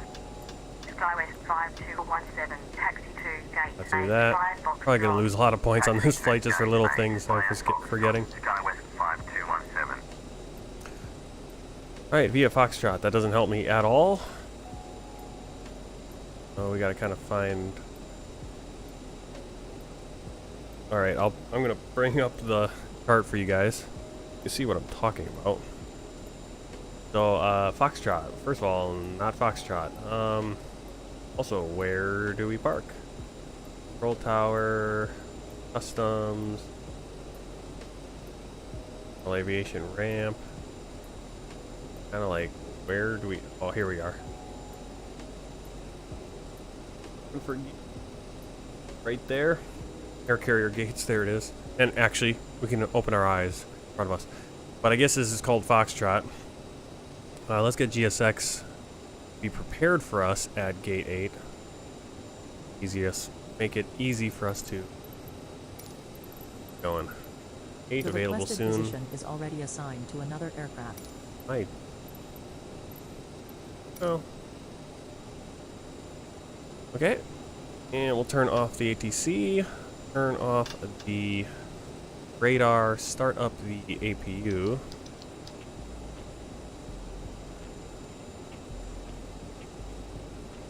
Get on here and our landing check. APU as required. Transponder off. Flaps 0. Lights and strobes off. Probes off. And bleeds are set. Alright, let's back to the gate. Alright, landing rate. -161. Perfect from landing rate monitor. Fortunately, we're probably going to lose a couple points for landing lights, not at the right time. Probably a taxi light as well. Seatbelt sign, so I'm guessing we're going to have maybe a 96, 90, maybe even the lowest, by lowest rated flight of all of them, probably. Even with that landing. Our pitch was a little high on the landing. 5-degree pitch, you want to be about 3 for that flare. Bank, we were kind of banking to the left about 2 degrees. Wind, we had 8 knots. Thing from 37 degrees, which means we had a tailwind. So it's kind of like, okay, which way is the wind going? Because on the FMS here, or on the screen here, it was saying, was exactly what the METAR was telling us. So I don't know what to believe sometimes. Go over here.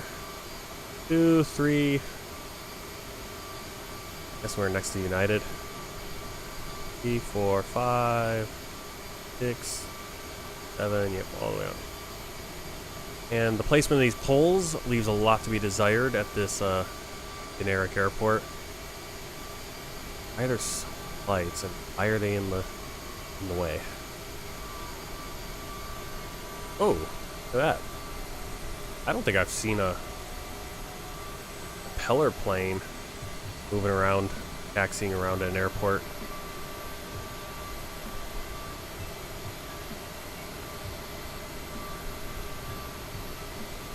I have a feeling we flew to...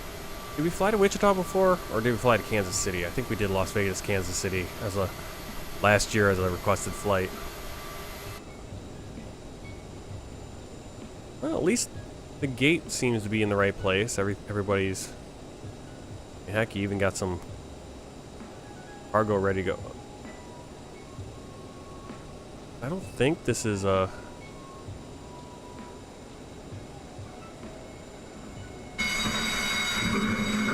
Wow.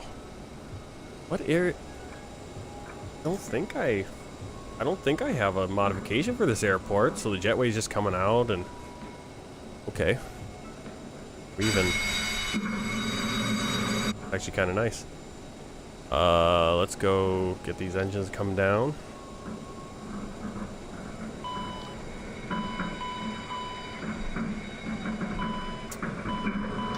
Light off. Pumps off. Door, we should have the door open before that jetway. Ladies and gentlemen, the door is open. Please make your way to the exit and please make sure you have all Alright, your seatbelt personal signs items and off. carry-on luggage. Do we have AC available, or yeah, we do have the outside power available. I feel like when I hit the turn off the APU though, it causes problems, so we'll just leave it like that.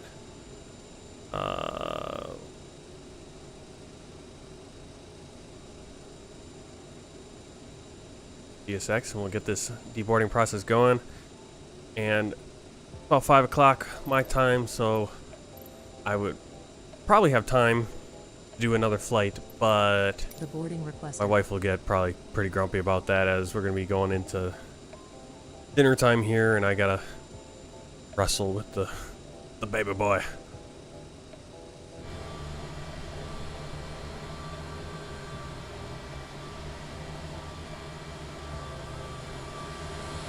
Very interesting. Passengers, the boarding starting. The stuff that we got hanging out around here.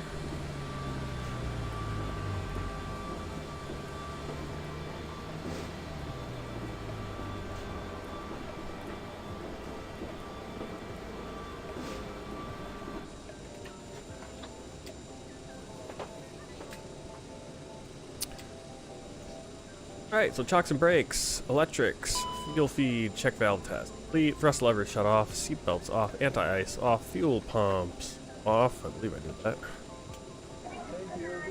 Hydraulic pump, we're gonna go full shutdown here.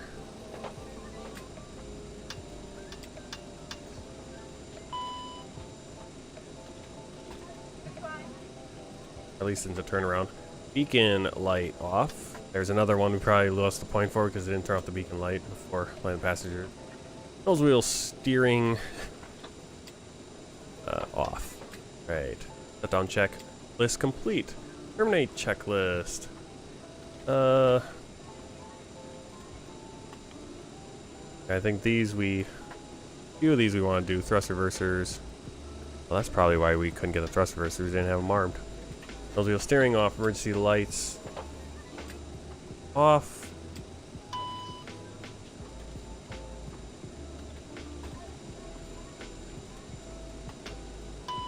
IRS off. Nose wheel steering off. Emergency lights. Windshield off. Cargo off. Packs.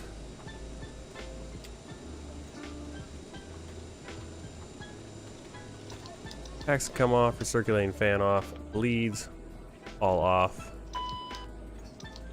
Turn the APU off. Hydraulic pumps are already all off. Pull to board as well. Captain, all passengers have left the plane. Okay, hydraulic pumps all off. External lights all off. APU generator off. APU start stop off. Power fuel off. DC service never on to begin with. Lights are off. Battery master switch.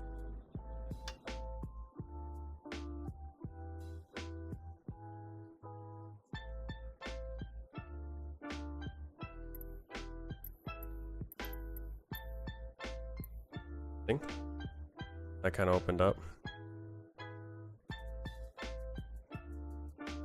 Power off.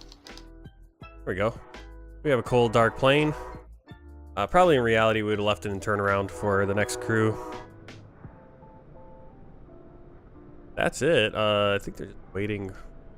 Yeah, we can't really unload because...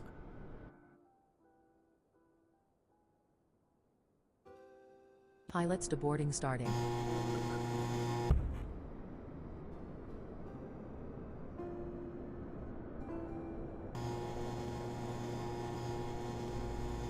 Alright, so here we are at Wichita.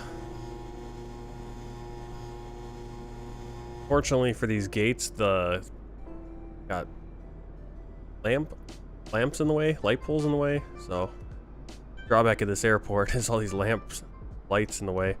Luckily our gate is probably the best gate in this whole airport. Got lucky on that one, along with 7 and 8 good gates. So if you're doing that. Alright. So that was the Chicago to Wichita, Kansas. Let's pull up Atlanta. Check out the flight.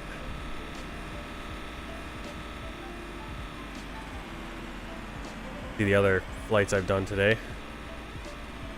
All kind of around Chicago. Down here we had this weather pattern, which is kind of moving. It's sticking there. And we adjusted into this runway. Gave us a negative 161 feet per minute. Nice landing. Hour and a half, or hour 21 minutes. Flight time, block time, 40 minutes of block time. This is crazy. like all that taxiing. But I'm doing more taxiing than flying, it feels like. But I guess, you know, we're at a big American airports. Landing speed got a little low on that landing speed, but kind of floated, that's what it was. They're all airports. Little X around here.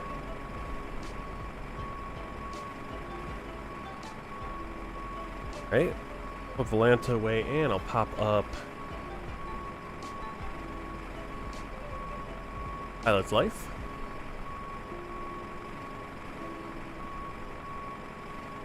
Pilot's Life says block time is 1:33, so I'm guessing, I think the block time in here might be the entire time you're with the plane, because they're saying the block time is only about 12 minutes extra over the flight time.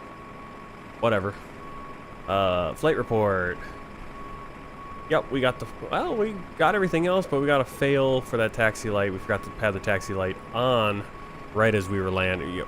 We didn't turn it on when we were landing, and so it wasn't on as we were coming in off the runway. So 99 points for the score here. So an XP of 99. We get about, I think we get 90% of that though. Get a percentage deduction, 10% deduction because it's a short flight. If it was a medium flight, we'd get 100%, and then if we have a long haul, we get a little bit more because obviously all this stuff, you're gonna have a lot more going on. I'm wondering what the slew is for cruise. If that means timing, if we could do time acceleration or not, because I probably want to do some time acceleration once we. But again, I'm sure that will actually bite into your hours flown anyway. So it's up to you. More important, hours or number of flights or whatever. Again, we kind of just having a hard time getting landed in the touchdown zone, but just outside of it. Submit that flight.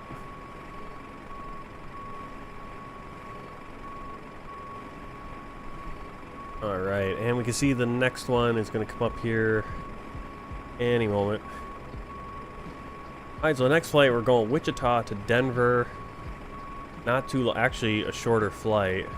So I probably could get this in tonight, but I've been kind of flying like crazy, and I got to give my wife a little, start getting grumpy if I'm flying all the time. But we'll save this. Maybe we'll do this one of these nights. I'm going to be working. Back to work tomorrow, Tuesday. Work all the way through Saturday, probably through the weekend. Fingers crossed having Monday off. Maybe I don't. Maybe I'm going to work all the way until next Thursday when I asked off. And so I'll probably try to grab this flight sometime during the week, one of the nights. Say, hey, I need to have a night. I need to have some time to fly. Well, we'll see. Could be about an hour flight, I would guess. Reality. But an hour flight usually takes about an hour and a half with the taxiing and the setup and all that. That will be a flight 5994 SkyWest. It'll be United Express again. All these flights on this trip are United Express. We're not switching over to Delta or American or Alaska on any of these. So Wichita up to Denver next time. So keep an eye out for when I go live with that. Sometime in the next week. In the evening. Let's see. Let's look at the logbook. See all the flights I've done. Man, I've been knocking out flights. 7 flights so far. You can see the XP over there. How it's. Oh, they really give you a deduction on some of these because they're really short.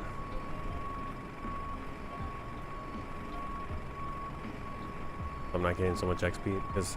Like right here, it's like only 48 for these. Because Grand Rapids and South Bend, it's like what, 100 miles? Let's see what else. That's all I want to look at in there. Second. And I'm gonna pop up a landing rate monitor page.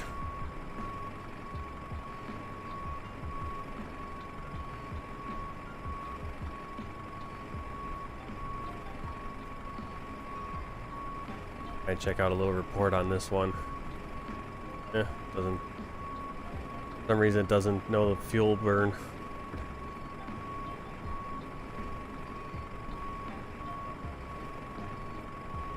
Alright, well, that's it. Nothing else to show. Thanks for coming along. Like I said, hopefully try to sneak in that flight to Denver sometime in the next 5 days. But gonna be it for tonight.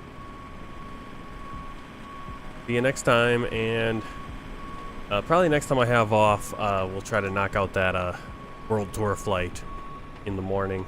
Get a nice long morning stream and step away from SkyWest. But throughout this next week, I'll try to get a flight up in the EQ. Yeah.